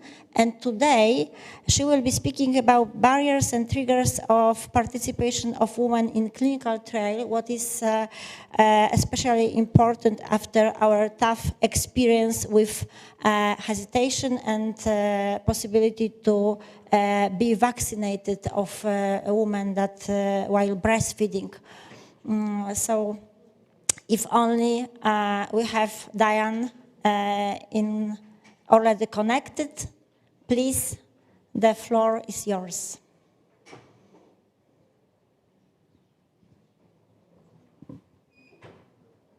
With you in Poland, have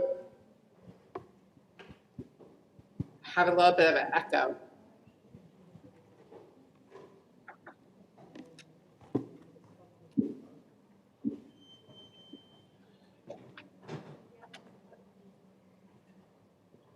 So I work, I'm not sure why it's echoing.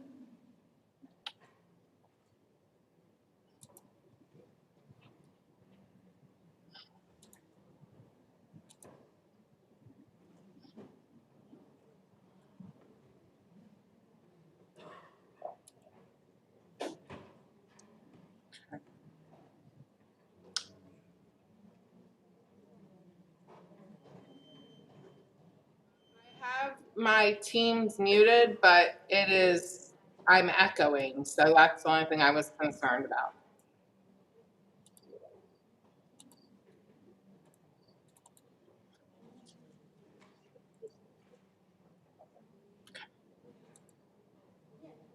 Great, thank you. So I'm happy to be with you today. Unfortunately, not with you in person, but I am excited to talk about this concept of research and the barriers and opportunities for families. I was appointed to a World Health Organization task force prior to the pandemic because of the growing interest in human milk and milk banking globally. However, what we know is that there are not universal policies and structures across the globe. And what I'm most interested in are the opportunities for global research. So in the United States, a task force for research specific to pregnant women and lactating women was established in 2017. I was the only PhD nurse appointed to this task force. And interestingly, most of the people who were involved were not interested in lactation as much as they were interested in pregnancy. We met for 2 years to identify key strategies. And then in 2019 and 2020, we met to identify implementation plans. Now, this task force was established as part of something called the 21st Century Cures Act that was signed into a law by President Obama before he left office. Because it was signed into a law, it really said that there had to be action items that occurred. Now, interestingly, the task force was made up of government agencies, healthcare professionals, but also pharmaceutical companies. When we first met at the very first meeting, I asked why there was nothing on the agenda anywhere about low milk supply and breastfeeding families. So my colleagues at the National Institutes of Health did a look at the research published over a decade period of time on both pregnant and lactating women. And as you can see by this graph, there were almost 1,800 publications about preterm labor. There were over 1,400 about diabetes and pregnancy. But if you look here at low milk supply, there are only 48. What is even more concerning, if you look at publications, if you look at low milk supply, there was less than 50% that represented original research.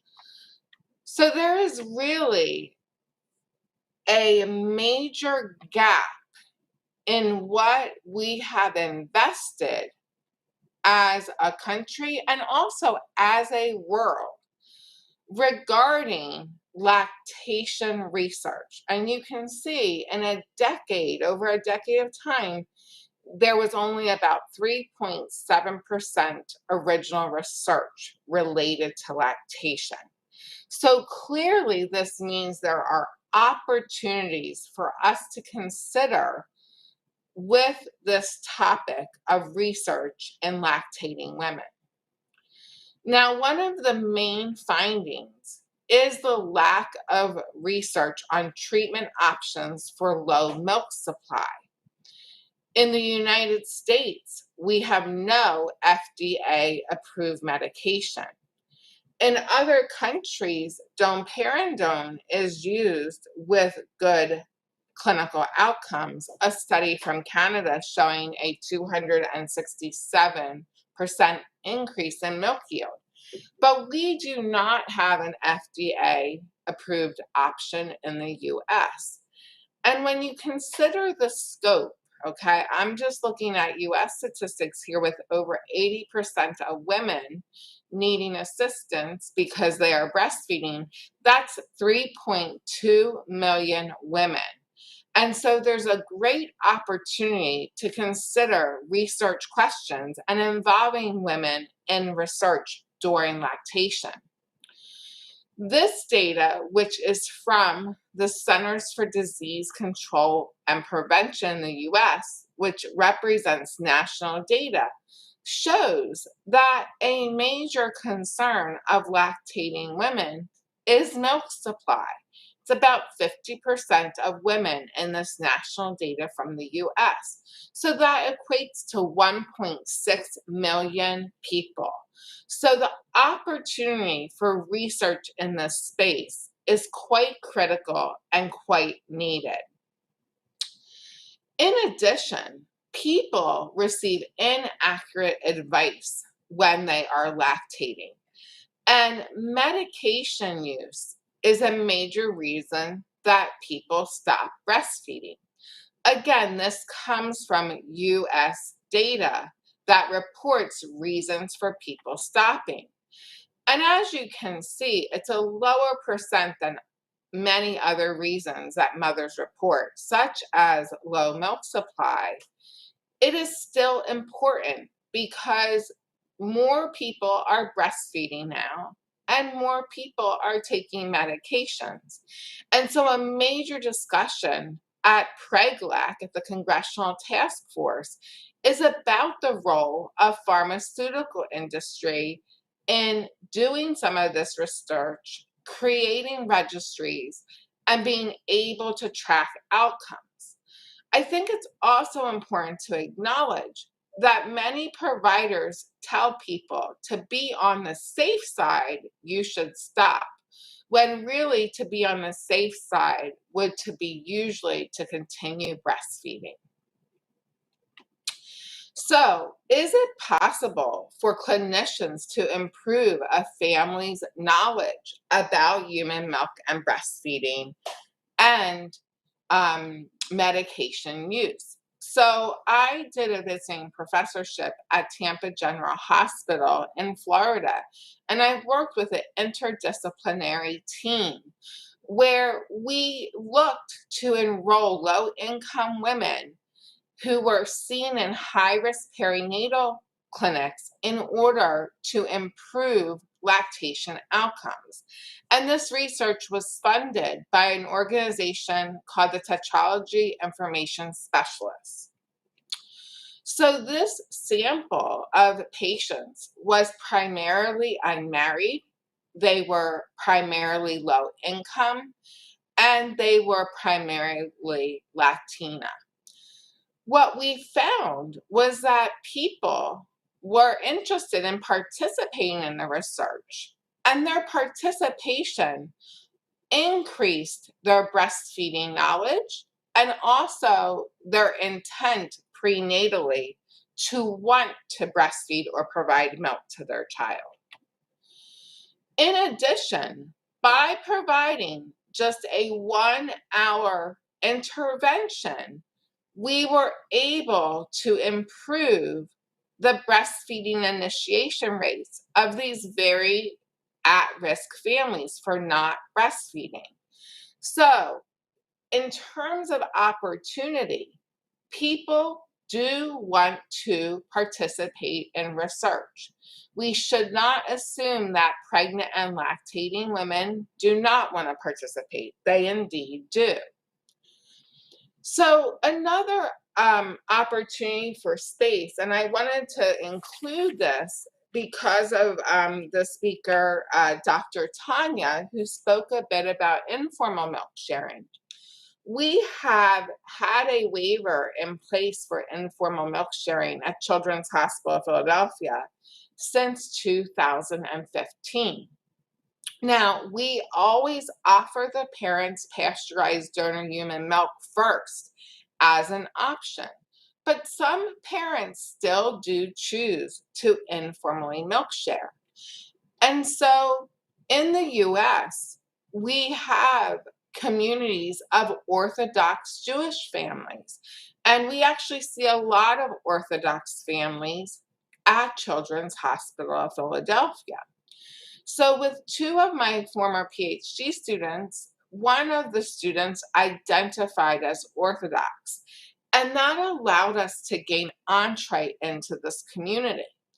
I wanted to include this because, again, people do make assumptions that it's impossible to study certain populations or that certain populations will not be interested in research or opportunities to discuss research and lactation. And Dr. Morrow talked about the Muslim community in the prior presentation. And again, there's opportunity there to think about what future research should look like. And with our work with the Orthodox families, these families talked about that this was their obligation to provide milk in their community and to have that connectedness. But they also did report that there was some fear of the establishment. So we have to think about how we would develop studies when working with certain populations. In 2018, I served as a guest editor for the Journal of Obstetric and Gynecological and Neonatal Nursing. And this publication data set specifically looked at research from nonprofit milk banks in the United States. And I include this to really emphasize the fact that we do have pregnant women and women who are lactating and donating milk who do want to participate in research. In research conducted by my doctoral student, Dr. Candelaria, this was done at Children's Hospital of Philadelphia, the families reported that they really were interested in being donors because they provided a ripple of hope and help. It allowed for an interplay of nurturance. Mothers talked about the fact that they loved knowing that their milk was helping other babies in our same neonatal intensive care unit. They wanted to share their stories of milk donation. And probably most importantly for us to consider for future research is that they talked about standing on the shoulders of others and how important it was that the nurses and the clinicians and the hospital staff were at all steps of the way supportive in their decision to donate and also go through that milk donation process.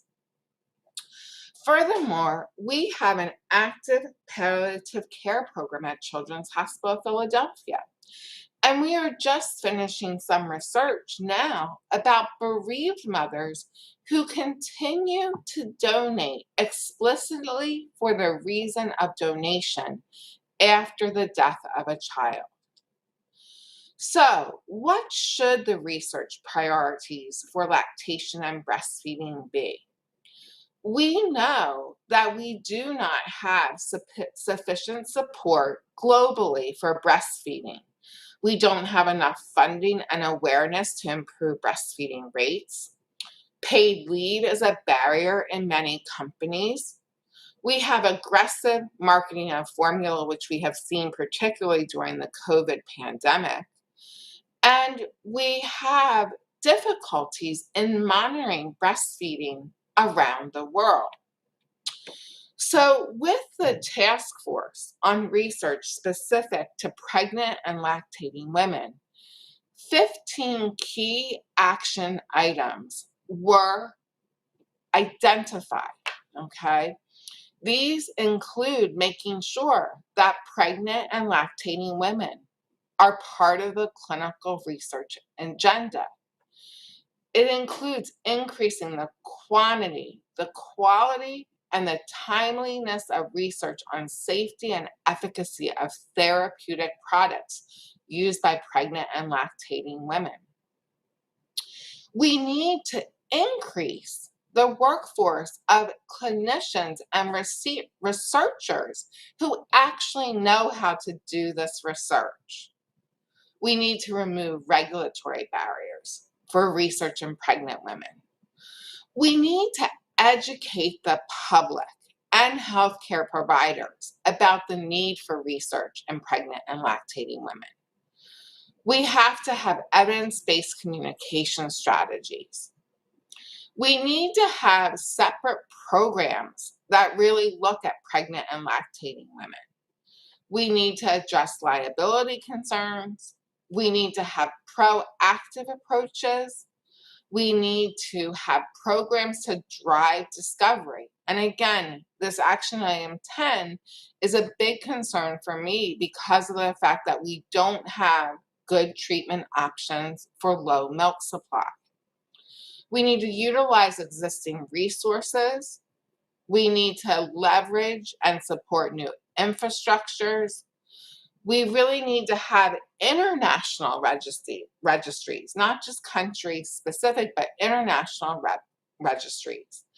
And as I said, we did have our charter renewed to discuss implementation strategy, but there has not been, as of yet, a permanent advisory committee established.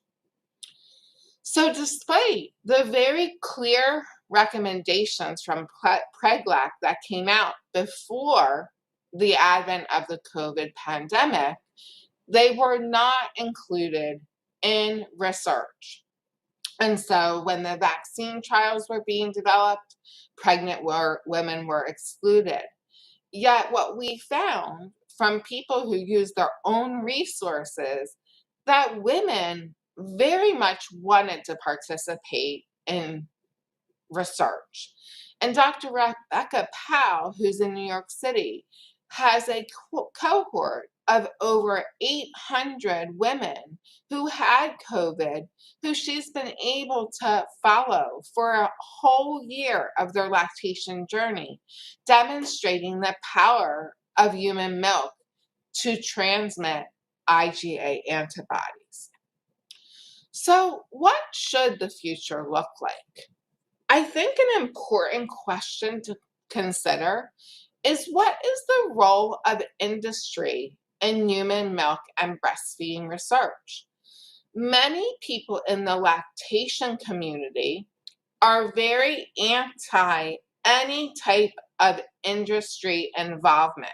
So they would be anti the involvement of a breast pump company. They would be anti the involvement of a pharmaceutical company.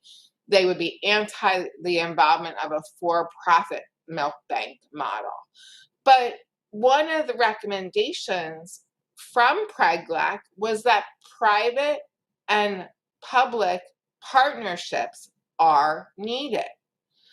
We also need an increase in funding. That is without question, both in the US and globally. Human milk and breastfeeding research does not have priority funding, and that needs to change. We also don't have an adequate number of scientists in this field, and this is a global health issue. Recruitment of subjects isn't the barrier. Pregnant women and lactating women want to participate. So we need to find ways to make that happen. So my email address is included on my last slide, and I would now like to take the time to entertain any questions from the audience. Thank you. Thank you so much, Diane. for excellent lecture. I am very sorry, but because of the limited time, we have no time to discussion. But if I may, I have one announcement, one proposal connected with this topic, because I am very happy to say that together with Diane, we obtained the money for new research, also funded by NAVA. It is the research focused on definition of side effect on breastfeeding when the breastfeeding woman participate in the clinical trial. And we would like to invite all of you, if you are interested in this topic. We organize right now the group of experts, the stakeholders, the leaders of this topic, and come join to our group and work together on this topic, because I think it is really emerging issue today. Thank you so much for all of wonderful lecture and very inspiring thoughts. And thank you both, the lecture that was connected via internet, and all of you that come to Warsaw. And one more technical inform, because we have a little bit delayed, if I may propose to go straight to the car for international guests that waiting in front of this building. And this car, by this car we reach the Novotel Hotel, but maybe it will be better to go a little bit later to restaurant. I hope that when we meet 7 p.m. it will be enough for you to take a rest. Okay, so right now we go to the car for international guests, and after that we will meet at 7 p.m. In front of the Novotel to reach the restaurant. Thank you so much.